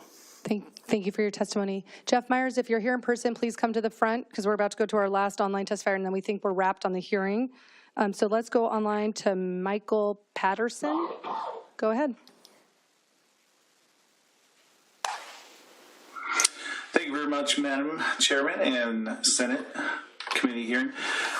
My name is Michael Patterson. I'm the Government Affairs Chair for the Washington Association of Mortgage Professionals, and we represent over 17,000 mortgage loan originators who are licensed to do business in Washington State, submitting both written and verbal testimony opposing Senate Bill 5798. Primarily for housing affordability. As mortgage loan originators, we see firsthand how increased property taxes have directly impacted the affordability for homeowners and potential homeowners alike. So we just have to ask, is this really the direction that we want for Washington families? I've got a recent example of a veteran couple. He's a wounded warrior. They've got a 2-month-old in the house, and they're being priced out of the market in which they're trying to buy in Kent and Renton. And simply the fact is if the 1% cap hadn't been in place over the last few years, they would have been severely priced out of their market. We're going to fix their rate, and they're going to have that portion of it be inflation-proof, but property taxes and insurance will continue to go up. So with these points in mind, WAMP would like to encourage our lawmakers to support initiatives that expand housing opportunities, not restrict them. Thank you for your consideration. Thank you for your testimony tonight. One last call. Is Jay Cooley in person to testify on this bill? Jay Cooley? Just give us one moment to confirm that we're not missing anybody.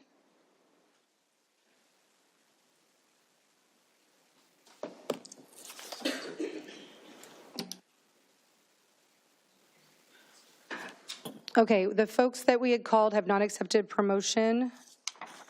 So I think at this point, we're going to wrap the hearing, and again, remind everybody that you can submit your written testimony through the portal until 4 o'clock tomorrow.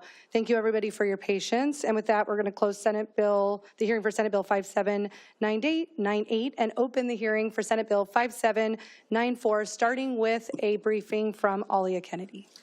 Thank you, Alia Kennedy, staff to the committee. Senate Bill 5794 repeals, modifies, or clarifies the legislative intent of certain tax preferences. State law requires periodic review of most tax preferences to determine if the preference is meeting certain public policy objectives. The performance review process is assigned to 2 entities. The job of scheduling tax preferences, holding public hearings, and commenting on the review is assigned to the Citizen Commission for Performance Measurement of Tax Preferences. The responsibility for conducting the reviews is assigned to the Joint Legislative Audit and Review Committee, or JLARC. Legislation that establishes or expands a tax preference must include a tax preference performance statement that identifies a legislative intent or public policy objective. JLARC generally reviews tax preferences once every 10 years and makes recommendations to the legislature on whether to continue, eliminate, or to modify a tax preference. Many tax preferences existed before the state adopted performance review standards. For those tax preferences, JLARC generally infers its public policy objective and recommends in its review that the legislature clarify its intent by adding a tax preference performance statement. Turning to the bill before you, first, it repeals a number of tax preferences. Most of the tax preferences repealed are those that have either been identified by the Department of Revenue as no longer being used, meaning no taxpayers claim the preference in fiscal years 2024 or 2025, or are tax preferences for which JLARC recommended the legislature should review and clarify because changes in law or industry circumstances may render it obsolete or no longer meeting a public policy objective. In the interest of time, I will refer the committee to 3 documents on the EBB. One is a list of unused tax preferences that are repealed. The repeal of these tax preferences does not impact state revenue, as no beneficiaries are currently claiming them. The next document displayed here is a list of tax preference repeals that do impact state revenue. And last, the bill report contains a full list of all changes in the bill, including a summary of the most recent JLARC review findings. For today's purposes, I will quickly run through the list of tax preferences that impact state revenue, as displayed here in order of magnitude. The bill repeals the B&O tax deduction for interest received on residential loans, the public utility tax deduction for the in-state portion of interstate transportation, several preferential B&O tax rates, such as that provided for prescription drug resellers and insurance producers, the B&O and sales and tax exemptions for sales of precious metals and bullion, the alternative fuel vehicle tax incentives, a PUT tax credit for electric and gas utilities that provide billing discounts to low-income households, an insurance premiums tax exemption for certain dentistry prepayments, a B&O tax credit for businesses that create new professional service jobs in certain urban areas, and a B&O tax exemption for international banking facilities. In addition, the bill modifies several tax preferences. This includes increasing the aircraft excise tax paid by commuter air carriers in lieu of the property tax. It modifies the B&O tax credit for the creation of jobs in rural counties by increasing the wage and benefits thresholds and the credit amount for each job created. The bill also adds or extends expiration dates for certain tax preferences. For instance, the expiration date of the manufacturer's job creation, sales, and use tax deferral program is extended from January 1st, 2026 to January 1st, 2036. A 10-year expiration date is also added for the B&O tax deduction for income received on certain commercial airplane loans and the sales and use tax exemption for interstate transportation equipment. And last, a tax preference performance statement has been added or modified for several tax preferences, the full list of which is contained in the bill report. A partial fiscal note is available. The bill increases state revenue by about $403 million in the upcoming biennium and a little over $1 billion over the 4-year. Again, a list of the tax preference repeals that impact revenue is available on the EBB. And last, there are expenditure impacts of about $960,000 in the 25-27 biennium and $1.3 million over the 4-year for Department of Revenue administrative costs. I'm happy to answer any questions. Any questions for Alia? Seeing none, let's go to public testimony. Mr. Vice Chair. Thank you, Madam Chair. Let's begin with Eli Goss, Brittany Painter, and Kim Adams. Please come forward.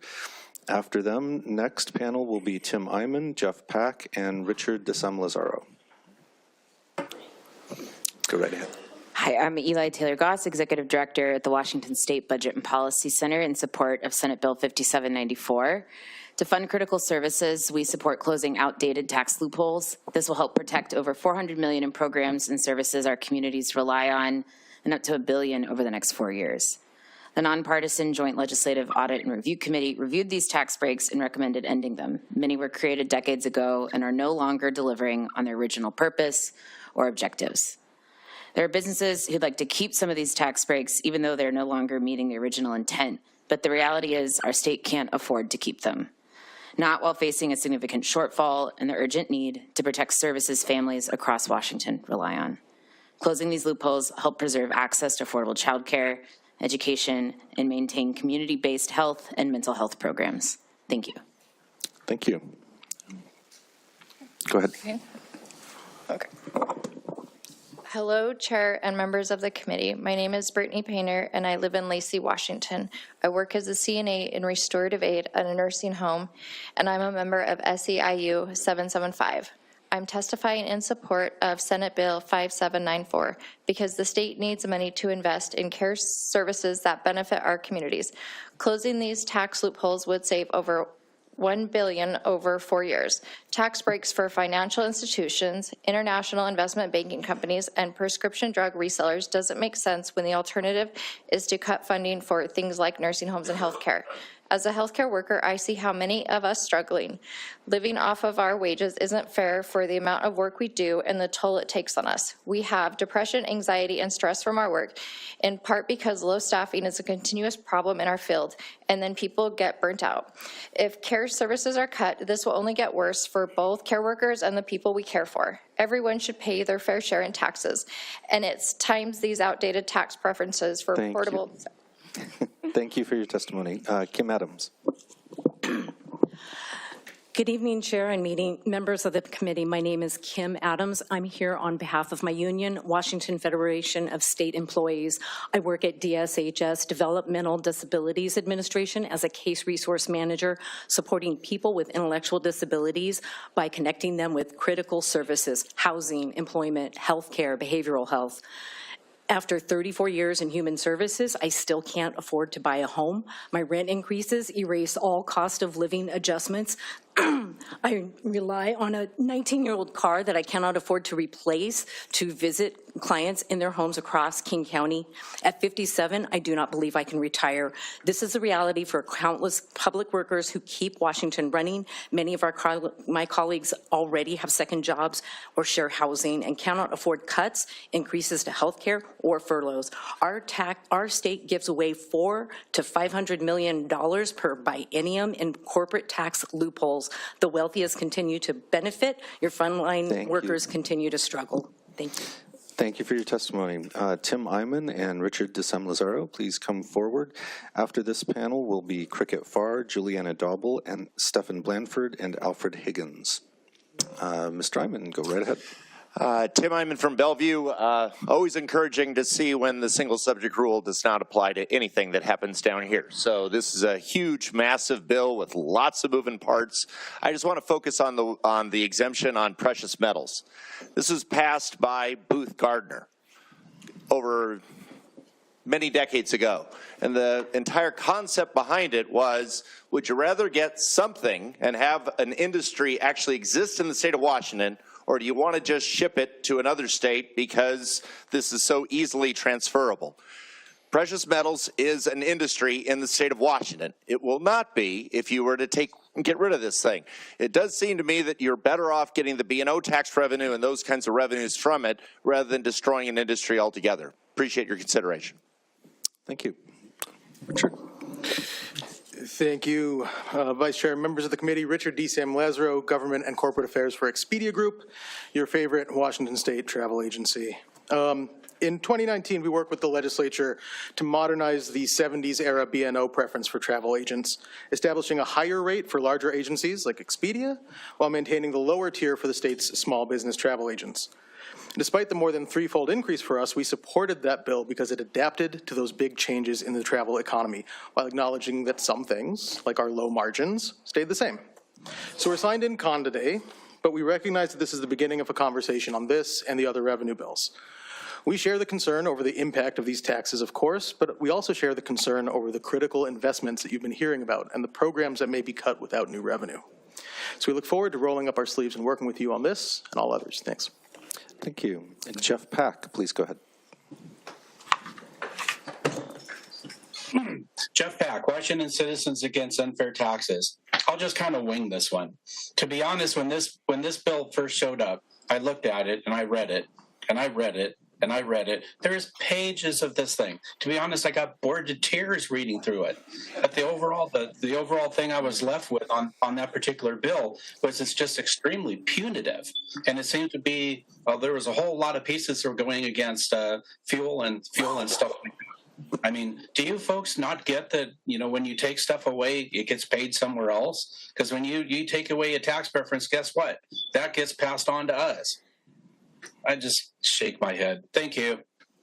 Thank you. The next panel on deck will be Leanne Weber, Leah Lindahl, and Brad Tower. Cricket Farr, please go ahead. My name is Cricket Farr, and I'm testifying today on behalf of Full Life Care in favor of Senate Bill 5794. Full Life Care supports this legislation as a common sense step to address current budget challenges. Two examples of the difficult choices facing the legislature are that without revenue, Full Life Care's Community Choice Guide program, the largest in King County, which ensures that seniors can leave institutions like hospitals and safely maintain their independence in the community, and the only adult health program in Snohomish County, are in danger if we don't cut both these, if we don't pass this bill, and both will close without a modest investment of state dollars. We urge you to pass Senate Bill 5794 and close these unneeded tax breaks. Thank you. Thank you. Go right ahead. Thank you, Juliana Dobble. I've been a teacher for 20 years, and I'm currently president of my local union, Rent and Education Association. I know your brains are tired. I'm tired, having spent every waking hour this past week dealing with massive cuts in the Renton School District. It's a fact that our kids in Renton are now less safe because of these cuts. Even 5-year-olds know that loopholes to rules are not fair. Both Washingtons have become a hostile business climate for children, and special interests are not this Washington's paramount duty.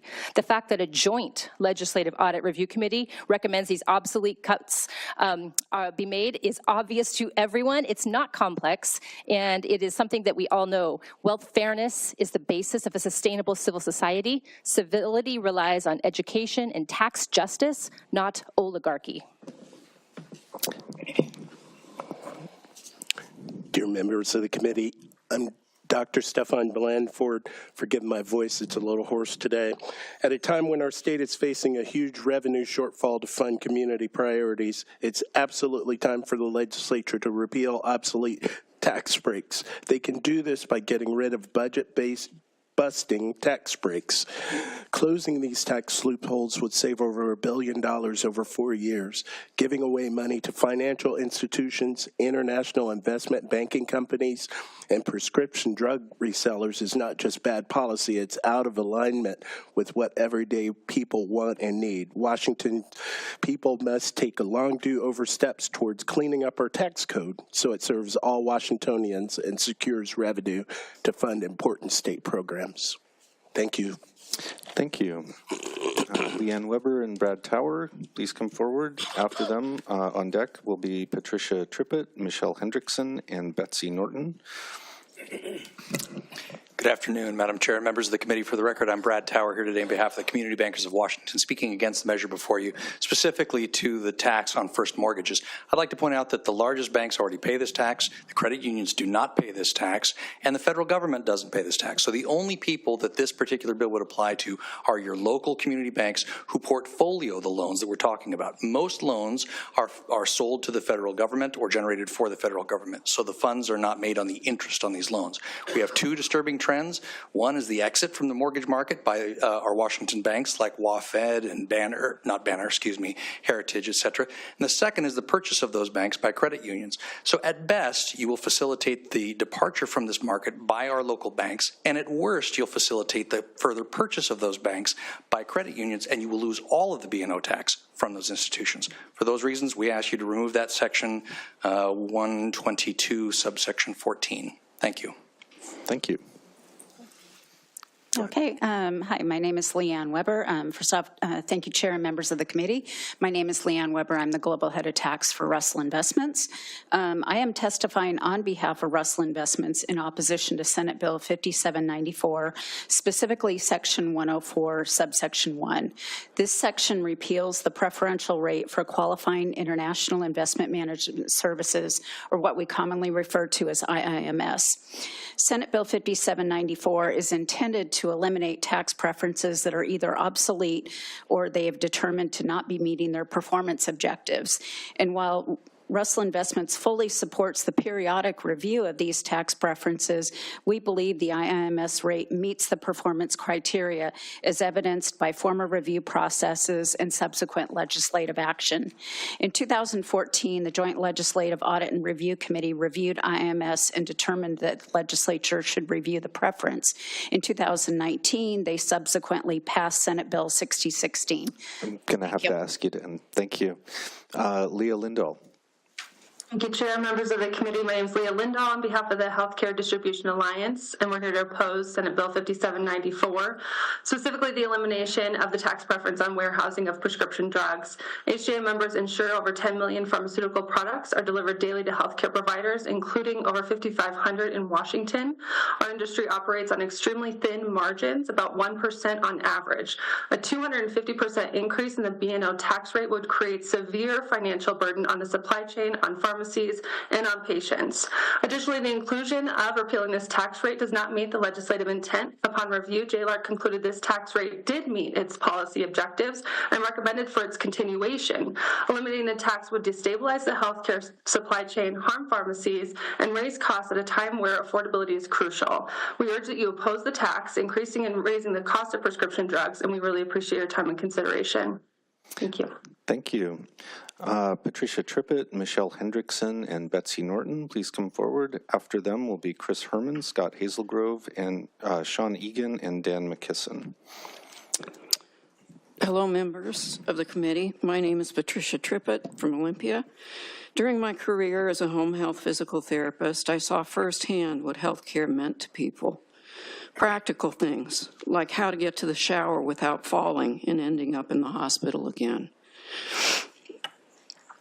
or taking their first steps after a stroke, or learning how to get mom safely to the bedside commode so she could finally relieve herself. Mostly I worked with seniors, and now I'm one. I'm fortunate to have decent health care, but not everyone does. Disabled folks, kids, college students, those in rural communities, seniors, and the working poor are all threatened by proposed budget cuts. Why? So large financial institutions, prescription drug resellers, and foreign investment companies won't have to pay their fair share? That is outrageous and not what regular Washingtonians want. And thank you. Thank you, Chair and members of the committee. For the record, my name is Betsy Norton, and I live in Olympia. I come from a long line of educators, and I believe strongly in fully funding public education. I'm retired, but in my work life in IT, I supported online sales and logistics systems for a global manufacturer. I know the public benefits of e-commerce that private business now relies upon to sell and distribute their products. These benefits include public grants for urban and rural broadband, regulation of digital communications, and protections of online financial transactions. This e-commerce environment lets companies communicate with their shippers 24/7 and helps them cut costs and makes bigger profits. Cleaning up the loopholes in the tax code makes a small dent in what these companies owe to the public for these benefits. Please vote yes on SB 5794 and fully fund public education. Thank you. Thank you. Chris Herman, Scott Hazelgrove, Sean Egan, and Dan McKisson. And after them will be Karen Strickland, Carrie Moon, and Cerinthia Whiteley. Good afternoon, committee. Chris Herman with the Washington Public Ports Association, signed in opposed to 5794, speaking specifically to two existing tax preferences in section 101 and 102, the B&O tax preference for stevedoring and the public utility tax preference for interstate transport. You'll hear testimony this afternoon on affordability issues. This will affect all Washingtonians, increasing costs for everyday goods, as well as the competitiveness of our international systems. These tax preferences are neither obsolete nor were recommendations of the JLARC committee. In fact, JLARC the committee found that the tax preferences should be continued without modification, and Ernst & Young in the 2023 analysis recommended even analysis of redeployment of the tax preferences actually still resulted in an overall job loss. Thank you. Thank you. Chair, committee members, Scott Hazelgrove on behalf of the Pacific Merchant Shipping Association, trade association representing ship owners and operators, as well as firms that load and unload cargo at the ports by hiring longshore labor, commonly referred to as marine terminal operators or stevedores. We're here in opposition to the trade taxes considered under this bill. It's important to note that discretionary cargo can enter the United States anywhere. Matter of fact, a lot of what comes into Seattle and Tacoma is destined for the Midwest and Chicago. It's estimated that 70% of these items are discretionary. Washington has to compete for these imports, and unfortunately, we are dramatically losing this competition. I distributed a chart to you earlier showing that Washington has actually seen a decline in container volumes by 18% since 2006. We are one of only two ports that have lost volumes. Our primary competitors in British Columbia have actually seen a growth of 80%. The tax incentives are one of the few things Washington can do to try and attract this cargo. Thank you. Thank you. Good evening, Madam Chair, members of the committee. My name is Sean Egan. I'm here today on behalf of the Northwest Seaport Alliance in opposition to sections 101, 102, 103, and 701 of Senate Bill 5794. Mr. Hazelgrove outlined how cargo flowing through our ports can easily divert to other states or other countries, and we can quantify that impact. Using the cargo diversion analysis performed by JLARC, the Seaport Alliance estimates that over 1,400 jobs will be lost due to the proposed changes in the public utility tax.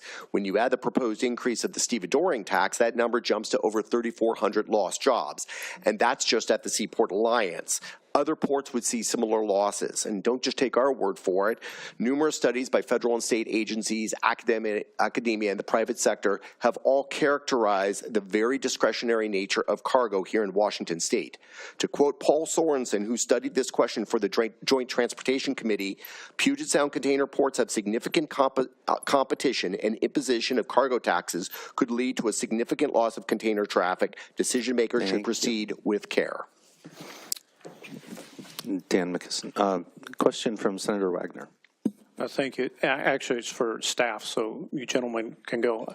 I'm looking through this list, and I sort of see three categories. And since I said on JLARC, I maybe have a different memory of this than some members. I see the things that nobody ever uses.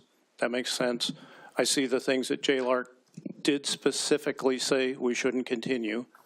And I see things where the legislative intent was unclear.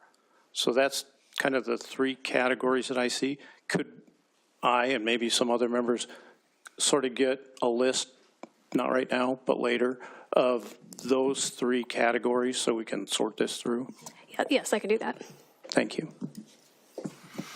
Greetings, committee members. My name is Dan McKisson. I'm president of the ILW Washington Area District Council.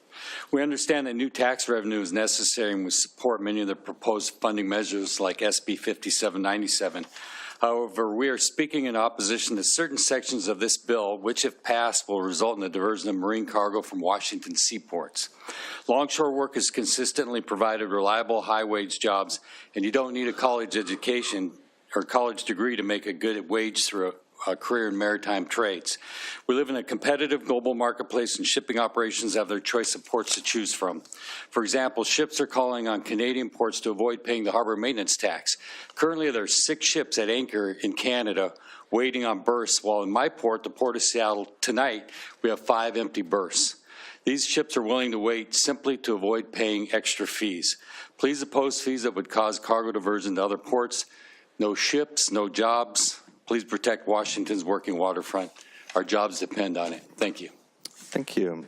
The next panel on deck will be Michelle Hennings, Lee Sweetlikowski, James Bardaker, and John Rothland. Now we'll go to Karen Strickland. Thank you, Chair and committee members. I'm Karen Strickland, president of the AFT Washington, speaking in favor of SB 5794. Our regressive tax system has led to inadequate funding in early learning, K-12, and higher education. While the wealth gap has grown dramatically over the last bunch of years, the economic stability of Washingtonians has not. Closing obsolete tax breaks is a crucial policy to address the needs of our residents and communities. We must not prioritize more wealth for the wealthy while school districts can't afford their utilities.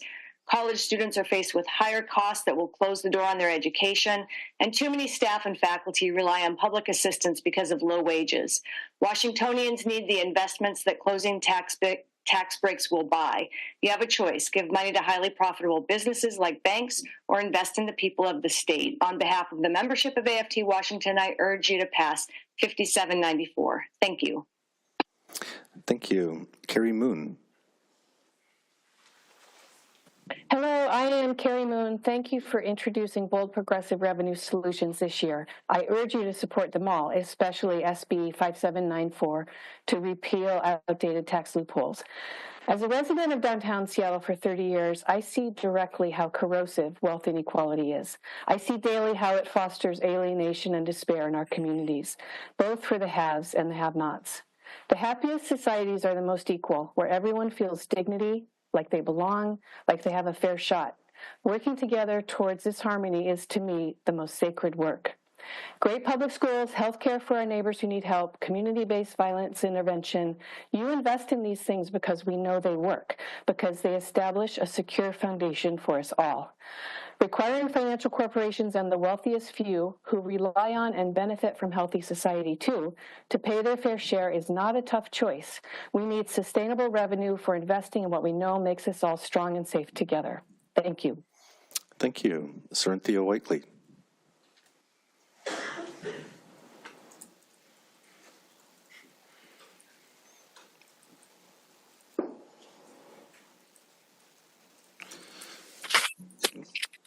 Hello, Chair Robinson and members of the committee. My name is Cynthia Whiteley, and I'm a child care teacher. I am in support of SB 5794. I believe the earlier a child begins child care, the more likely they grow to be learning lovers. We recognize each child as an individual, a type of personal, intuitive care they may not ever have again. We caregivers are in tune with an array of personalities, behaviors, and temperaments, and more. We built lesson plans around the children's needs, observing and recording their progress, and using strategies and providing the tools and trainings for teachers and caregivers to meet the needs and demands of this array of learners, including special needs, which we've seen an influx in after the pandemic-induced the preschoolers who are now between 3 and 5 years old who lack speech and social skills, having been born into a pandemic with our faces covered and not developing those skills. We need to build the gap between the early learning and the K-12 program. Too often we're sending our kids into the programs without the skills and high expectations. Thank you. Thank you so much. Michelle Hennings. Chair Chair, members of the committee, thank you for the opportunity to speak today. I'm Michelle Hennings, the Executive Director of the Washington Association of Wheat Growers. On behalf of our state's wheat farmers, I rise in strong opposition to SB 5794, specifically the provisions eliminating the tax preferences for transportation of commodities. These provisions would impose a new public utility tax on the transportation of wheat to market. Over 90% of Washington wheat is exported, almost all through our ports. If this tax preference is eliminated, essentially wheat will be taxed at every stage of transportation, and it will be farmers who are forced to eat this cost. Farmers are already operating on razor-thin margins and barely breaking even. For example, farmers are getting around $5 for a bushel of wheat, and it costs them currently an average of 85 cents to transport that wheat to market. Rising input costs are making it harder for our industry to be viable. Farmers are price takers and cannot pass on these costs. We need this tax preference to remain competitive. Please oppose 5794 and keep our state wheat industry viable. Thank you. Thank you. John Rothland, if you're here, please come forward. After that, we'll have Martha Burke, Delani Reeves-Miller, Andrew Villeneuve. And then after that will be Bill Stoffaker, Matt Harris, and Megan Manigan. Thank you, Madam Chair. Members of the committee, for the record, John Rothland with Avista, here opposed to Senate Bill 5794. This bill makes a number of changes to energy-related taxes, including the repeal of a public utility tax credit that we take against monies that we distribute to customers for low-income energy assistance. JLARC did review this tax credit. It did not recommend its repeal. It did note that there was no tax performance metric to measure whether it was achieving an objective, but I can tell you what Avista is achieving with this tax credit. We use the entirety of this tax credit to help customers facing hardship. We've distributed $2.5 million since its inception to customers facing extenuating circumstances such as loss of income or medical crisis, and we fund programs that meet these customers in moments of crisis to provide them support. In addition to repealing this tax credit, it also makes other adjustments that will increase energy burdens on our customers, and for those reasons, we oppose the bill. Thank you. Going online to Martha Burke.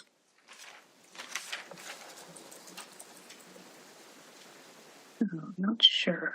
Yep, we can hear you. Can you hear me? Yep. Can you hear me? Yes. Oh, good. Good evening. My name is Martha Burke. I live in Suquamish. I want to thank you for providing me the opportunity to speak in favor of this important legislation. And I want to thank you for introducing proposals that are progressive and will allow us to continue to fully fund our schools and our health care. The voters have shown that services like education and child care are worth protecting by providing funding that ensures that everyone pays their fair share. At a recent town hall held by my legislative delegation here in Kitsap, I sat next to a teacher who was going to lose her job due to the funding cuts. And we went on to discuss whether there would be a school librarian or a counselor. This proposed legislation will eliminate tax loopholes, which, after careful review, are found to be obsolete or no longer needed, saving over $1 billion to help fund and keep those critical positions funded. These are our schools and our children. Please pass this bill so that we can We'll have to fund ask you these to programs. end. Thank you. Thank you. Tulani Reeves-Miller.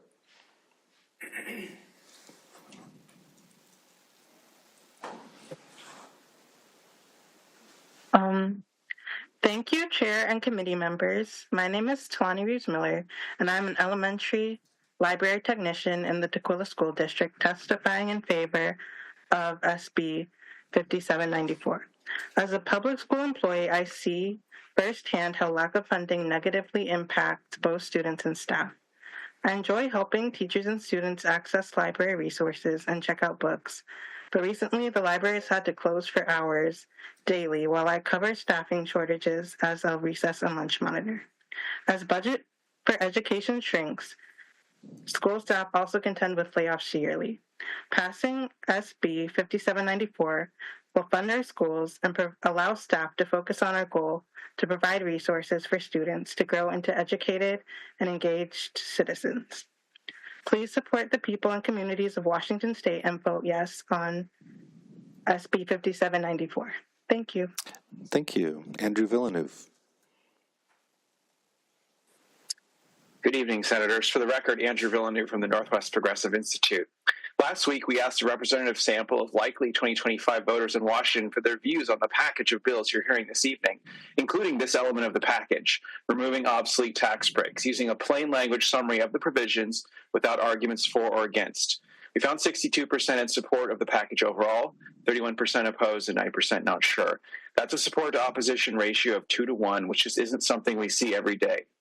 Our question specifically mentioned eliminating the exemption for gold bullion and the exemption for prescription drug wholesalers as examples of tax breaks that would be ended by the bill. We do a good job of reviewing and evaluating tax breaks through processes like JLARC, but we historically have not acted on that info. However, this bill would.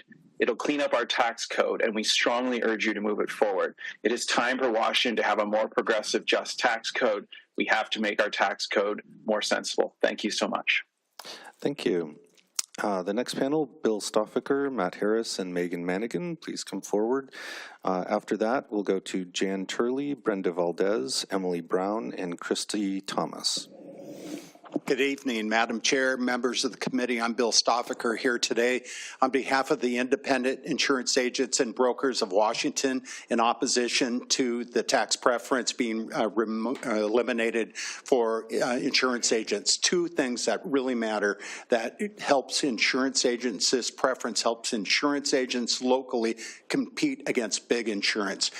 Companies like Geico do not pay commissions. Here's the gap right now. Tripling the gap means insurance agents locally pay fundamentally much higher taxes than the 1-800 crowd. Trying to recover costs through increased commissions do not occur. The insurance companies set the commission rate, not local insurance agents. So on both ends, you have insurance companies in control of the commission rate, and you have a Geico gap that will get bigger by tripling the taxes. I implore you to pick local insurance agents over big insurance in sound tax policy that helps them compete every day. Thank you. Thank you. Megan. Good afternoon, Chair Robinson, Vice Chairs, members of the committee. For the record, Megan Manigan, Public Affairs for the Washington Bankers Association. Here in opposition to 5794, particularly the removal of the first mortgage interest deduction on page 77. This deduction helps banks make homes more affordable by allowing them to deduct the interest income on first mortgages. JLARC reviewed this deduction in 2015 and recommended that it be continued because it stimulates Washington's residential housing market by making loans more affordable to home buyers at a lower cost and limits the tax preference to only community banks. The deduction, which was limited in 2012, applies only to banks in fewer than 10 states, also known as community banks. Removing it will accelerate banks' exit from the costly mortgage market, and as mentioned earlier, WaFed left the market earlier this year due to rising costs. Eliminating it will hurt local banks, but also homeowners who are struggling with affordability. We urge you to keep it out. Thank you. Matt Harris, please go ahead. Good evening, committee. My name is Matt Harris. I work for the Washington State Potato Commission. We are testifying as other. We have analyzed the bill. There's 4 important tax preferences that farmers use. There's ag storage tax preference, which we calculated if that was removed, we as potato farmers would pay $5.7 million on a wholesome, nutritious crop. There's also ag hauling, and then also put taxes, and then stevedoring. So if we wanted to try to sell our potato to a foreign market, there would be a barrage of different taxes that would then inhibit our ability to then compete. We wouldn't be able to compete against potatoes coming in from Idaho or Oregon. And so we would ask this committee to really reevaluate those taxes because they are important to potato farmers in Washington State. Thank you. Thank you. After the next panel on deck, we'll have Johan Hellman, Sherry Call, John Flanagan, and then Gabby Donaldson and Carmen Sofia Avalar-Larios. Now let's go to Jan Turley.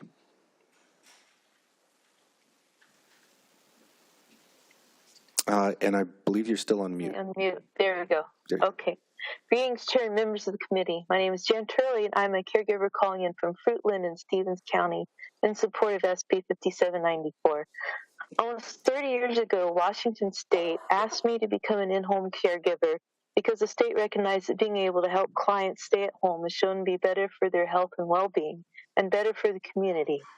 Caregiving, child care, education, and health care are important programs that need to be funded for our communities. Taxes pay for all the things here that make Washington State a great place to live.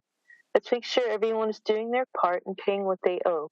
Please close the tax loopholes in SB 5794. They're not only unfair to the citizens of Washington State, they're unfair to the workers in the bottom half of the economy that pay their fair share of the taxes. There are no loopholes for us, and there shouldn't be for big profitable companies either. Thank you for introducing this revenue package so our state's communities have the funding they need for today and the future. Thank you. Brenda Valdez. Hello, members of the committee. My name is Brenda Valdez. I live in Elma. I've been a CNA for 18 years, and I've been paying my taxes for over 20 years. I'm here today to support SB 5794 because I'm concerned about what budget cuts could do to my family. I have two boys, 14 and 21. I work long shifts to provide a home for my kids, but even though I work overtime, it's still very tough. I want a better future for my kids, a future that more comfortable life they can have without so much worry, a full life, a calm life, a life where they don't have to worry about how to pay the electric bill. School is important to have a better life. My kids have a right, and so is all the kids of Washington State, to a good public school. But what's going to happen if teachers get laid off? Schools will Thank you for your testimony. Thank you. Thank you. Emily Brown. Good evening. Hello, Madam Chair, Vice Chair, and members of the committee. My name is Emily Brown, and I live in Walla Walla. I'm concerned about our state's budget and believe we need to look critically at creative ways to raise revenue. In a state with some of the country's highest income and net wealth residents, I don't know how we can justify cutting funding to the essential work that state employees are doing or to the programs that protect quality of life in our beautiful state. It is essential that state leaders identify new revenue options that will help level the playing field and ensure mega wealthy individuals pay something closer to their fair share. One of these options is removing outdated tax breaks that serve few residents, and Senate Bill 5794 would do just this. It's estimated to save more than $1 billion over 4 years. It would repeal tax exemptions for things like sales of precious metals and international investment management services. Updating our tax code to remove these exemptions can help us move toward a state budget that serves all Washingtonians while allowing us to continue funding important programs. I urge you to support SB 5794. Thank you. Thank you. Christy Thomas. Thank you, Vice Chair and Committee. My name is Christy Thomas, and I live in Redmond. I'm the mother of twin teenagers, which keeps me pretty busy. I'm also a substitute teacher, outdoors lover, and metastatic cancer patient. I'm speaking today because I want to advocate for the people of our state. Many of the people speaking in opposition to this bill just seem to be trying to protect their own specific tax break. The nonpartisan JLARC recommended these tax breaks be eliminated because they no longer benefit the people of Washington.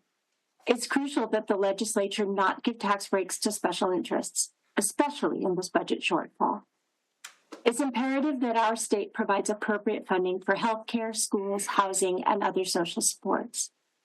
Therefore, on behalf of the people you represent, I urge you to pass Senate Bill 5794 and remove these special interest tax preferences. Thank you for your time. Thank you.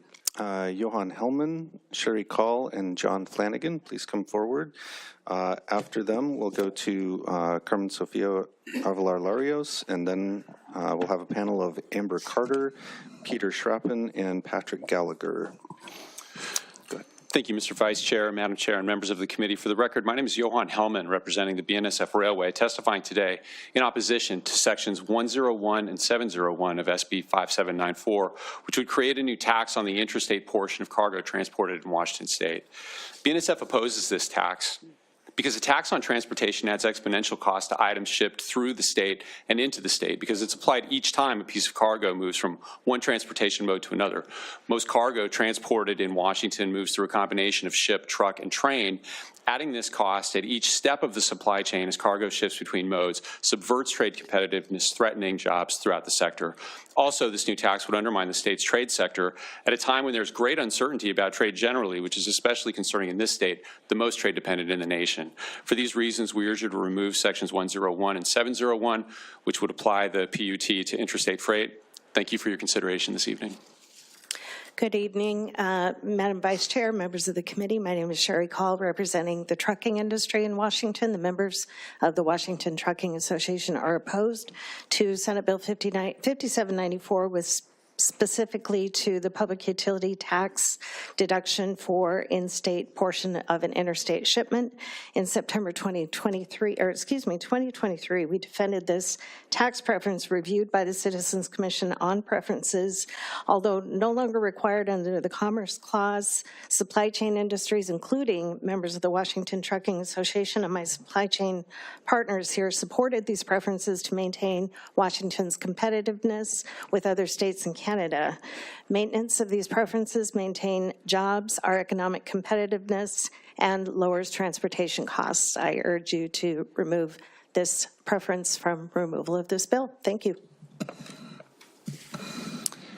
Thank you, Chair, members of the committee, and thank you for hosting us all this evening. For the record, my name is John Flanagan, representing the Port of Seattle. I'm testifying today in opposition to sections 102, 103, 101, and 701 of Senate Bill 5794.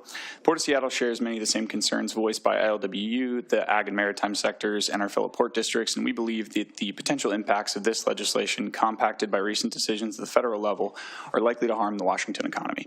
Per the remarks of several other folks, we anticipate negative impacts to waterborne commerce, but this bill also impacts air cargo and the movement of goods through our airports. Washington cherries, for example, are a product that almost exclusively get to foreign markets via air cargo out of SEA International Airport. That's because whole unwashed cherries typically keep for 7 to 5 days when properly stored. 98% of all exported cherries are shipped to Asia on cargo planes out of SEA, and the top 2 foreign markets, representing 52% of total exports last year, were Canada and China. Obviously, those 2 markets are especially unpredictable right now, and broader macroeconomic factors are involved, but repealing these incentives will increase costs for ag exporters and will contribute to volatility and unpredictability for major parts of our ag economy. Thanks. Thank you. Carmen Sofia Avalar-Larios. Thank you, Chair and members of the committee. My name is Carmen Sofia Avalar-Larios from Seattle, and I am testifying in support for Senate Bill 5794 and all bills heard today. From a young age, my family taught me the values of exploration and learning. School should be a place where students can freely discover their passions without the constant worry of financial burdens. Yet year after year, we see teachers asking for donations for supplies that should be publicly supported, and students are forced to focus on fundraising rather than their own prosperity. This financial strain unfairly falls on those who are already paying paycheck to paycheck, while those with the financial leverage are not affected. Students should be able to explore their interests and not be distracted by the pressures of where money will come from. I urge you to support this bill to help create an education system where students can thrive without a stress of financial barriers and invest in our futures. Thank you. Thank you very much. Our next panel will be Amber Carter, Peter Schrappen, Patrick Gallagher. Please come forward. After them, we'll have Gail Jansen, Christina Jimenez, Mindy Droke, Mike Ennis, Carolyn Logue. Thank you. My name is Patrick Gallagher. I'm the Executive Director of the Marine Exchange of Puget Sound. I'm here to oppose SB 5794, particularly the sections 101, 701, 102, and 103. This bill would eliminate key tax preferences that have supported Washington's maritime competitiveness for nearly a century. These are not tax loopholes. They are essential tax policies for trade, logistics, and most importantly, jobs. Raising taxes on the movement of cargo will create a tax pyramid, driving up prices for consumers and businesses alike, pushing cargo to ports in California and Canada and cutting off access to containers that Washington exporters rely on. This bill makes Washington the least competitive gateway on the West Coast and threatens thousands of family wage jobs, including a disproportionate number held by workers of color. Other states are offering incentives to attract cargo, and the Marine Exchange believes that we should do the same. Please remove sections 101, 102, 103, and 701 of SB 5794. Go ahead. Good evening. My name is Peter Schrappen, and I serve as the Vice President for the Pacific Region for the American Waterways Operators. That's the tugboat, towboat, and barge industry's advocate, resource, and united voice for safe, sustainable, and efficient transportation on America's waterways, oceans, and coasts. On behalf of our members within the tugboat, towboat, and barge industry, we oppose 5794 that has to do with the elimination of stevedoring services and the proposed tax on the shipment of interstate goods. These changes, as you've heard, will devastate our economy, not just for the maritime industry, but all Washingtonians. So the AWO stands with the Washington's ports, maritime transporters, farmers, railroads, truckers, labor unions. The list goes on, opposing this harmful and counterproductive proposal. Please consider the importance of the maritime industry to the state's economy, identity, and future as you think about these important decisions. Thank you. Congratulations on your endurance. My name is Amber Carter. I'm here for several of my clients, the Columbia River Steamship Operators Association, the Port of Vancouver, and the Washington Retail Association, and you've already heard from the American Waterways Operators. Collectively, we are opposed to increasing taxes on the movement of cargo that this bill would create. We echo the comments and ask for your removal of the sections that would increase the PUT tax and the exemption removal of the stevedoring tax. These exemptions are critical to maintaining the competitiveness of not only all of our ports, but especially the Columbia River area. These costs will negatively impact the supply chain. These costs will be passed on to retailers and ultimately be passed on to consumers. The JLARC report, we believe, reinforced the value of this tax incentive for stevedoring, and that these should be protected and retained, and we ask for your support in doing so. Thank you. Thank you. Going to online testimony, Gail Jansen.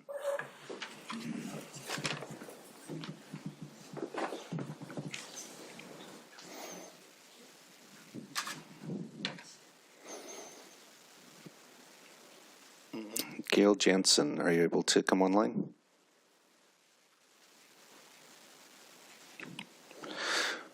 Well, we'll give a moment for that and come back. Christina Jimenez, please go ahead. Can you hear me now? Oh, okay. Gail Jansen, yes, please go ahead. Good evening, committee. My name is Gail Jansen, and I'm testifying in support of SB 5794, which would close antiquated tax breaks that no longer serve the greater good. Washington State's regressive tax system constantly asks the middle class and low income to pay more taxes, which will never get us out of budget deficits. Having to slash programs that help combat hunger and fund education, for example, is not the solution to fix state deficits. Raising property taxes that could push people like me out of our homes is not the answer. As long as our regressive tax system remains in place, we will continue to see funding deficits in the years ahead. SB 5794 and the rest of the bills discussed today are a step in the right direction in making our tax system more fair to help ensure that important programs that benefit all of us will remain fully funded. Thank you. Thank you. Christina Jimenez. Good evening.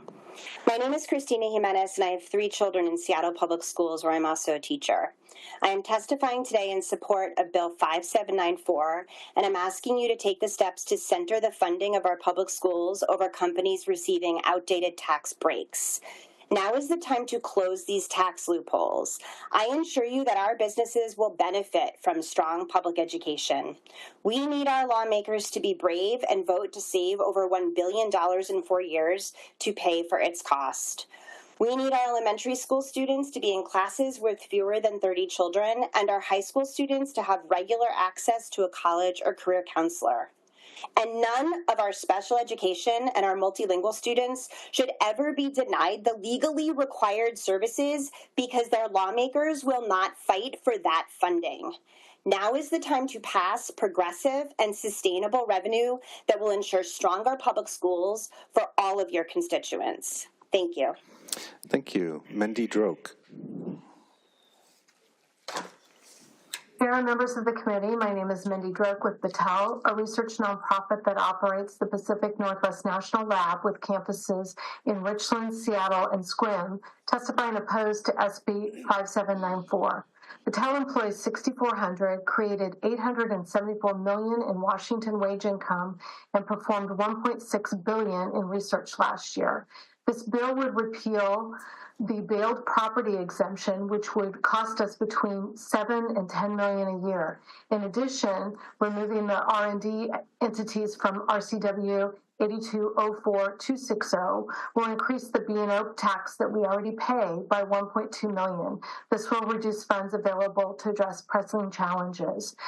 Here's an example of how we used those tax exemptions last year, a project to intercept radiological threats at Washington ports and to find biomarkers of cancer. Please continue these tax exemptions. Thank you. Thank you. Mike Ennis and Carolyn Logue, please come forward. After them will be Martin O'Brien, Chris Wurtenberger, Gabby Donaldson. Good evening. I'm Mike Ennis here on behalf of the Washington Trucking Association, opposed to Senate Bill 5794, specifically regarding the repeal of the Clean Alternative Fuels Commercial Vehicle and Infrastructure Tax Preferences. These preferences were put in place in the Connecting Washington Transportation Package in 2015 to support the transition to clean, medium, and heavy-duty commercial vehicles. And in 2019, with support from the industry, Representative Fye expanded this program in his Green Transportation Package. Electric trucks cost about 3 to 4 times more than conventional diesel trucks, so incentives will be needed for employers to afford the incremental cost of converting over. Without these incentives, the state will not achieve its greenhouse gas emission targets. Please reconsider repealing the Clean Alternative Fuel Commercial Vehicle and Infrastructure Tax Preferences in this bill. Thank you. Thank you and good evening. My name is Carolyn Logue. I'm here on behalf of the Washington Food Industry Association, your independent grocers and convenience stores across the state, also opposed to 5794. Specifically, we want to address the repeal of the preferential tax rate for prescription drug warehousing. Many of our stores have pharmacies within them, and we do try really hard to keep them open for our communities. This repeal would levy a 250% tax increase onto our pharmacies when they're trying to purchase these drugs. We do not get to set the price on what we sell these drugs to the consumer. The pharmacy benefit managers and insurance do set that price and will not be able to recoup that from our customers. And even if we could, that would reduce access. If we can't keep our pharmacies open, it will also reduce access. In addition, you've heard a lot about the tax preferences that are repealed for the moving of goods and services. We also oppose them. We've heard a lot about progressivity and reducing regressivity. You got to remember the B&O tax is a fairly regressive tax for a lot of industries. Like other sales tax exemptions, these have been done for this. Increasing the cost of prescription drugs and food will not create a progressive tax package. Thank you. Thank you. Chris Wurtenberger. Good evening. My name is Chris Wurtenberger, and I live in Wapato. I'm the current president of the National Association of Insurance and Financial Advisors here in Washington. I am testifying in strong opposition to Senate Bill 5794. Licensed insurance producers play an invaluable role in assisting Washington consumers and small employers in finding the health, life, disability, property casualty, and other insurance products that best fit their needs. Senate Bill 5794 would more than triple the B&O tax rate currently paid by licensed insurance producers. Insurance producers pay a lower B&O tax rate because previous legislatures have recognized that commission-based producers cannot pass through the cost of taxes as taxpayers and other industries are able to do. This tax increase would result in significant financial challenges for insurance producers, many of whom operate in small Main Street businesses like mine. Thank you. Thank you. Gabby Donaldson, and then after that we'll go to Jasmine Vasavada. If you're here in person, please come forward. And then Steve Zemke. So Gabby Donaldson, please go ahead. Thank you, Madam Chair and members of the committee. My name is Gabby Donaldson, and I am currently a junior in high school living in the South Seattle area. I'm here today to urge you to support Senate Bill 5794 because closing these loopholes would save over $1 billion over 4 years, funding our schools and desperately needed activities that will educate future citizens just like myself. Public school teachers on average make around $85,000, should not be paying out of their pockets for books because the school districts cannot afford them. If the education continues to be insufficient, more students will drop out, go to jail, and become unhoused. With the proper education, students will no longer be given the short end of the stick and pushed down paths that do not lead to success. This near 1% tax would allow people who want to learn in order to find a job the resources to do that. I urge you all to support the people and communities of Washington State and vote yes on Senate Bill 5794. Thank you. Thank you. Hi, Mr. Vice Chair, members of the committee. My name is Jasmine Vasavada, testifying today on behalf of the Washington Public Utility District Association, and it's 23 member utilities that are local governments, nonprofits, who work to administer energy and electricity to the people of the state. We are testifying against this bill because you are repealing the tax credit that Mr. Rothland earlier spoke to. Senator Wagner, to your question, JLARC didn't recommend repeal of the tax credit. The tax credit's not obsolete. The $5 million provided by Enely leveraged $10 million of utility payments to low-income customers. It's called the Home Energy Assistance Public Utility Tax Credit, and it's not gold bullion. It's going to low-income customers to help them with their energy bills. So I hope you'll back out that tiny little piece. It's in section 122, subsection A. Just remove about 8 words, and then we'll be in support of your bill. Thank you so much for your time tonight. Thank you. Steve Zemke, please go ahead. My name is Steve Zemke, speaking for Tax Sanity. SB 5794 is a good start to clean up our broken tax exemption system. With the 786 current tax exemptions in our state, this bill would clean up or eliminate some 80 exemptions, many of which were noted as no taxpayers claim this preferred rate. The Washington State Department of Revenue, in its 2024 tax exemption study, projected in 2025 to 27 some $68 billion in revenue. Tax exemptions from these taxes are projected to be $115 billion. SB 5794's $1 billion reduction in state tax exemptions would create a reduction in these state tax exemptions of less than 1%. Please pass this bill and in the future include all discretionary tax exemptions in the state budget as projected expenditures as proposed in House Bill 1569. State expenditures need to be based on meeting state priorities. Thank you. Thank you. Let's call next Amberlynn McQuarrie, Ryan Oftebro, and Christopher Schaffner. And we believe that's the rest of the testimony. If there's anybody in person on this bill that we missed, please let us know. Otherwise, we'll be wrapping after these 3 people and moving to our last bill of the night.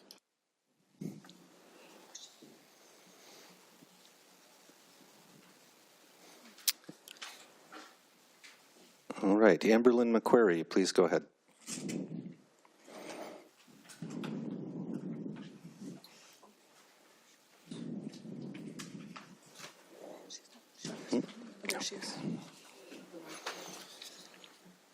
Committee members, my name is Amberlynn McQuarrie, agency principal at Stonebreaker McQuarrie, an independent insurance agent serving the rural Eastern Washington neighborhoods. I am opposed to SB 5794 as it would triple the current B&O tax rate that our small business pays. For over 102 years, we have been able to advocate and advise for our local community members that they have choice and control in a complex insurance market.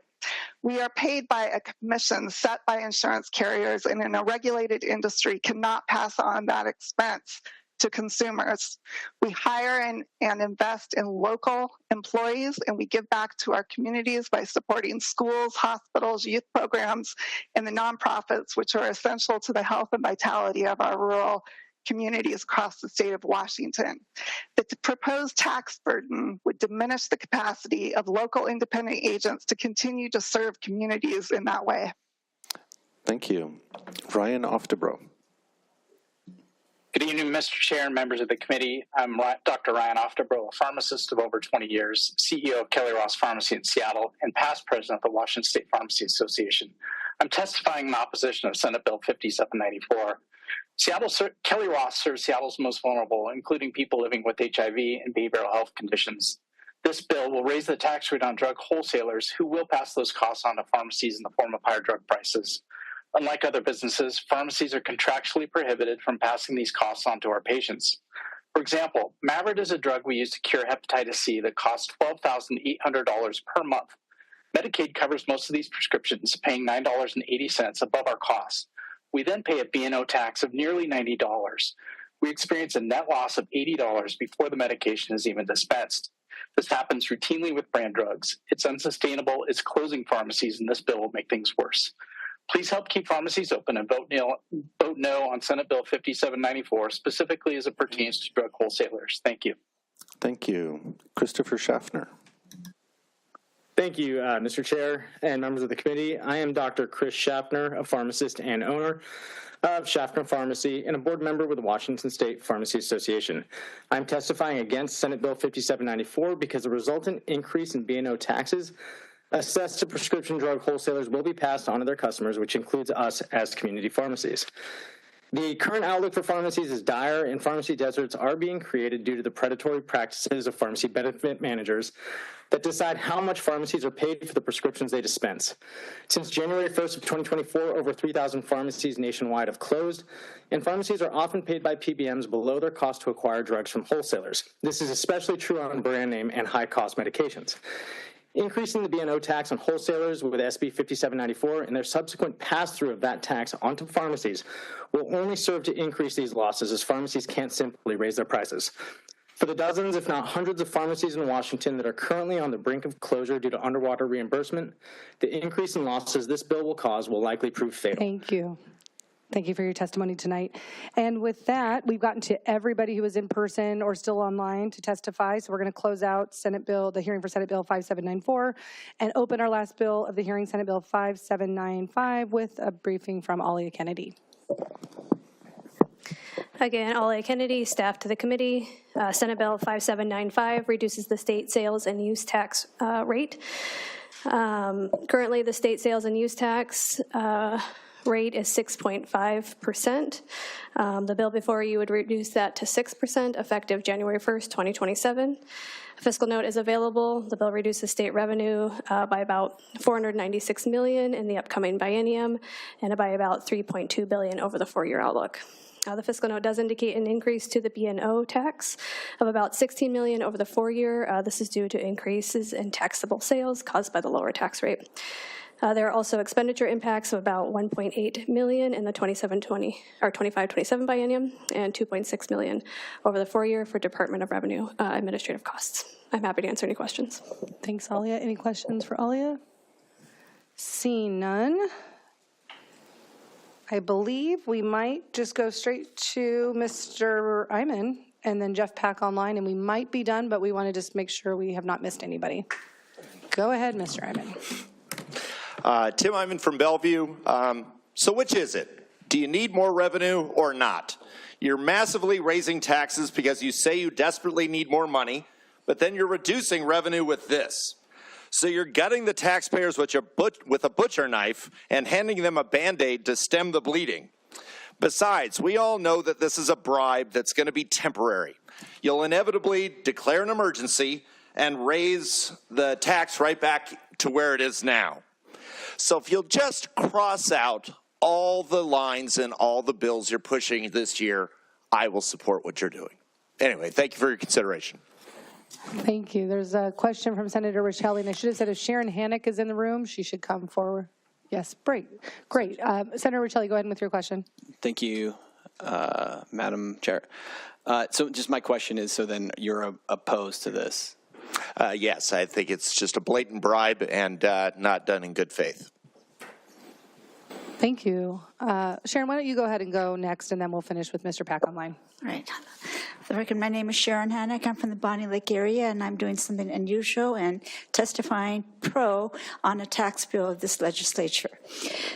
Thank you for doing this, reducing the state portion.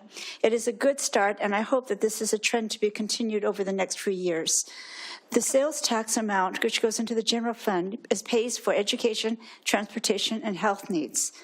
And I would like to put one caution that in going over the audit reports, I have found that $1.1 billion of COVID money was mismanaged.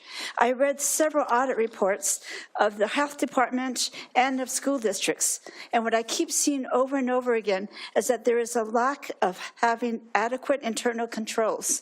So as we move forward with all these increases in taxes and all these inventive ways to create more money for the government, I also wish that there was a corresponding bill that says, let's take a look at what's happening with the accounting structure and making sure that we close any of those black holes of mismanagement of funds.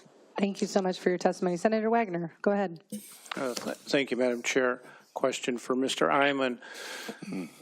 Would it change your mind if instead of putting off the sales tax reduction for 2 years, it was implemented in this year like typical legislation? Because that's an amendment I intend to introduce in this committee. Would that change your mind about the bill? Immediate income, sales tax reduction starting in July. I just can't get my mind wrapped around just throwing a bunch of pennies out to the taxpayers in exchange for just completely destroying the economy and all businesses in the state of Washington. It just doesn't seem like fair trade, but any port in a storm, I guess. Anything's better than nothing, but I think it is all just awful. Thank you, Mr. Iman. Let's go to Jeff Pack to close us out for the night. Well, here we go. Jeff Pack, Washington Citizens Against Unfair Taxes. When I first read this bill, I laughed so hard my wife thought she had to call 911. Throughout this session, you've taxed anything that moves, raised taxes on things that don't move, increased fees on everything else, all to pay for your reckless overspending. On top of that, you gave yourselves a nice raise, too, and we got to pay for it. You folks have created a tax tsunami this session, and yet you're offering me a 0.5% sales tax reduction? Seriously? That's like the surgeon cutting off my leg and offering me a lollipop for the pain. I absolutely shake my head. You folks just truly do not get it. I'll leave you this quote from our Facebook page. It's interesting how confident the Democrats in Washington are. They're suspiciously unafraid to piss off the voters. Why is that? They don't give a darn what we think? Why are they so sure they can't lose? That's what all of us who are getting stomped on by your actions all wonder. Thank you. Thank you, Mr. Pack. Thank you for joining us for all 5 bills tonight and bringing your friend. That is a wonderful end to our hearing. Thank you to everybody for your patience, grace, and endurance. With that, the hearing for Senate Bill 5795, the hearing is closed and we are adjourned. Thank you.